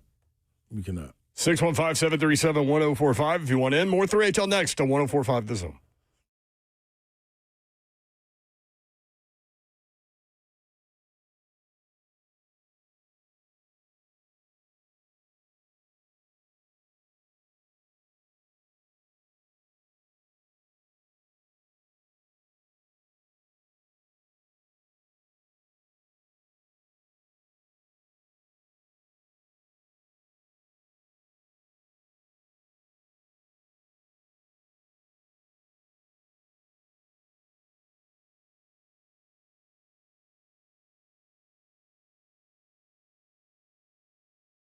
BrentwoodJewelry.com is where you need to head to. 7012 Church Street East, located in the heart of Brentwood, just off of Franklin Road. Exceptional style, and the deals are exceptional every single day for over 50 years.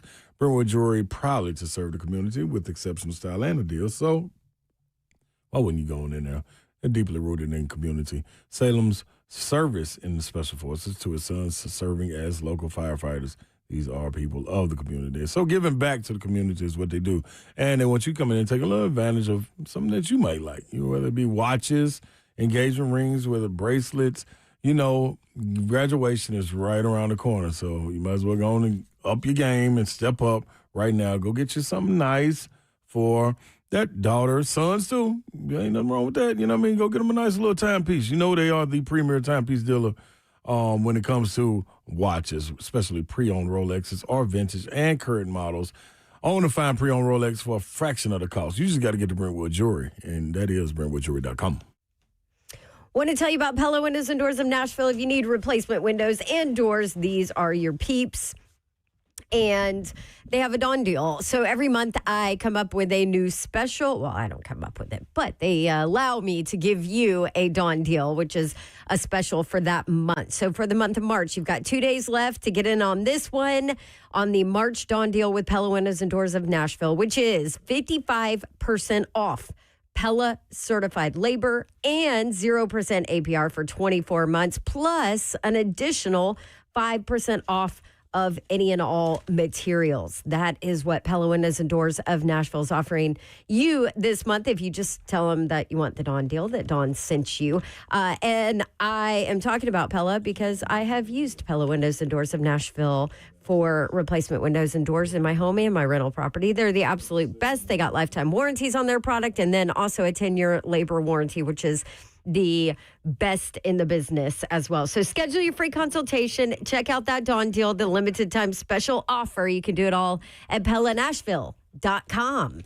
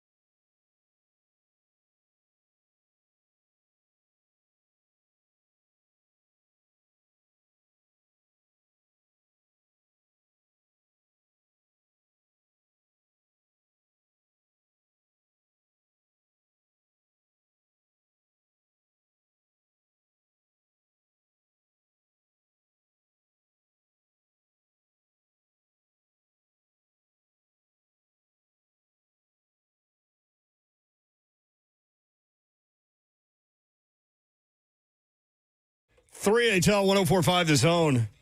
Again, coming up on Wednesday.